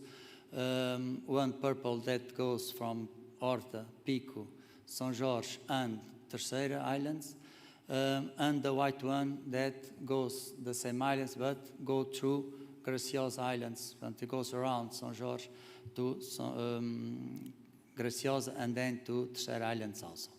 In last year, we started a new route between Velas and São Roque, between the canal São Jorge and the channel São Jorge and Pico, that we still think it's very important to dynamize what we call the triangle, the 3 islands, Faial, Pico, and São Jorge. This is some figures that we have. Last year, we transported 566 passengers in 2022, like I said, and 31,794 vehicles in our routes. This is what we have in the central group. You can see by the colors. By the colors of the blue is our shorter trip, about 4.5 miles. Then we have between Velas in São Jorge and São Roque in Pico, about 10 miles. Then we have Madalena to Velas. We used to call the green one. And then we have the other ones I said, the purple, that goes from Horta, Madalena, Calheta, and then Praia de Vitória. Nowadays we are moving to Praia de Vitória because Angra of Tourism is working in the port. And then we have the white one that goes all through São Jorge, goes around, goes to Graciosa, and then to Praia de Vitória. And this is very important for us because it's completely different to go in a 10-mile trip that goes takes about 50 minutes, then goes in 57 miles that takes about 4 hours. It's completely different, and the people and the passengers are telling that to us. Many passengers nowadays, they used to send a car from Praia de Vitória to São Jorge. They send the car by the boat, and then they go by the plane flying to São Jorge, because they take 20 minutes and not 40 hours in a trip. And that's something that we have to realize and have. Beside of that, we have the price, because in 2021, the prices were down or cut about 50%. So the price is completely different nowadays to go from one island to another one. It then takes a big challenge for us in the maritime transport of passengers. So we have, like I said, the maritime transport by passenger and vehicles between Paial, Pico, and São Jorge Islands. And in the summer, we have the transport between these islands and Graciosa and Terceira Islands in the months of June, July, August, and September, like I said before. In the Western group, we only have the transport of passengers. We have a motorboat, like I said, with 12 passengers. That does the transport every year, all over the year, in 13 miles. And in the Eastern group, where we are, we don't have nowadays the transport between the two islands, and it means it's 57 miles to go from São Miguel to Filo do Porto, or so Ponta Delgada to Filo do Porto. And it takes, in the speed that our boats, our ships used to travel, about 40 hours. That's completely different, like I used to say. Well, we're here to talk about the future and why electric ships are important for us. And I said this because of the distance, because for us it makes all the difference about the future and about what we're trying to do in our fleet. First of all, the decarbonization. That's something that we all have to work, and Azores always had, and Henriques said, we have the fast hydric power plant in Portugal many, many years ago. So Azores always had a big investment in the decarbonization. We want to have an increased number of trips between Faial, Pico, and São Jorge, because that's the islands, the more where the distance are lower, are shorter in the Azores. And of course, take the advantage of the proximity between that islands and reduce the dependency of Azores from abroad. If we have electric, and with all the challenges that have been told here, I think we'll get there. Well, this is the first time we present this. This should be something like this, not exactly this, but something like this.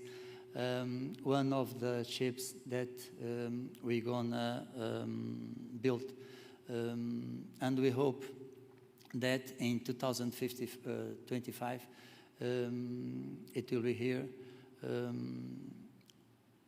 not here, but here in the Azores, but not here in this island, but in the central group. And we justified that because of what I talked before. We have 5 miles, 4.5 miles, and 10 miles in between Faial and Pico, and between São Jorge and Pico. So that's where we can work with electric. Like everybody said, it's a long, short distance. We can do it with electric chips, not more than that. Nowadays we have autonomy for that, and we wanna take advantage of that and use this type of ships in that kind of trips. So we're planning for Faial and Pico because it's the most where we have the most of the passengers that we transport. A ship about 35 meters, capacity for 250 passengers, and then vehicles. And we're going to do it between Faial and Pico. In the other channel, between São Jorge and Faial, we pretend to have a 30 meters ship with capacity of 150 passengers and 6 vehicles. We try to adjust our offer to the demand that we know that happens nowadays in that islands, in between São Jorge and Pico Islands. This is in a rude way what we're trying to do there. Nowadays, and that's important for us, we have autonomy for this transportation between Pico Faial and São Jorge Faial, São Jorge Pico. And that's what we're trying to do and what we can do in this moment. We have many challenges. Some of them was already said here, but we need electricity to charge station in ports. In a few days, we'll go to join with Portos Açores and talk with EDA. We're just finalizing the simplification that we need to talk with them, like Fernando said. If we're gonna charge in few minutes, we need much more power for that.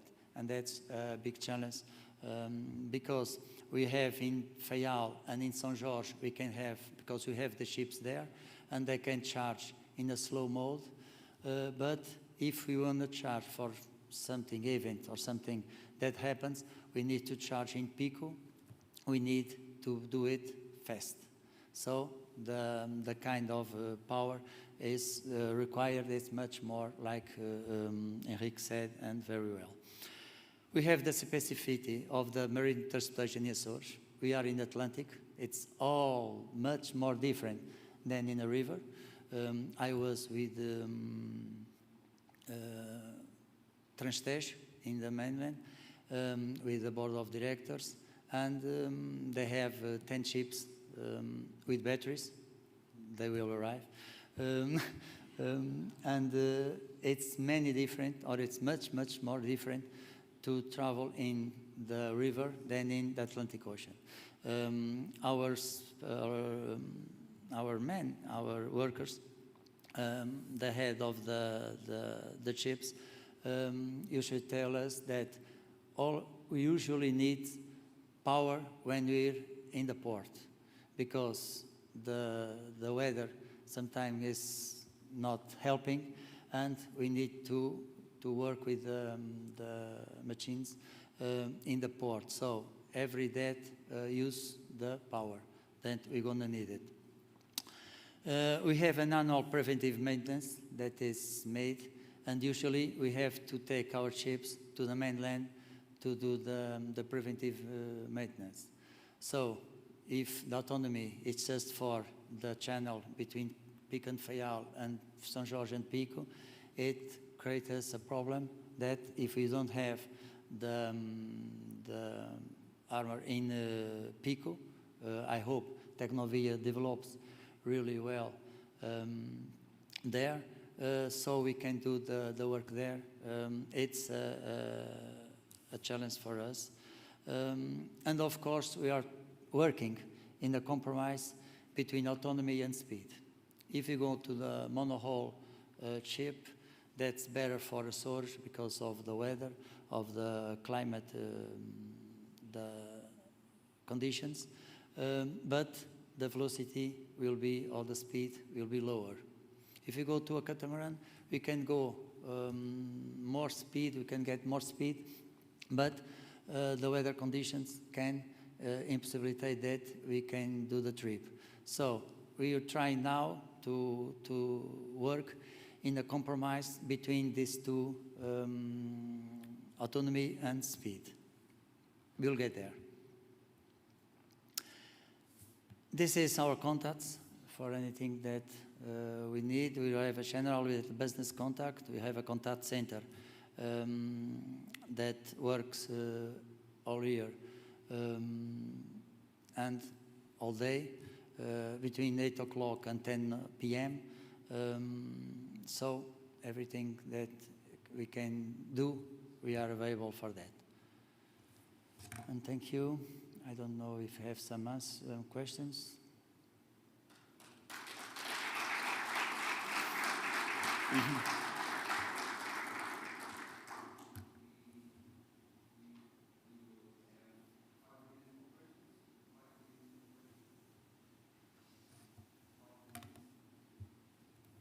we will have 5 minutes for questions. Any question?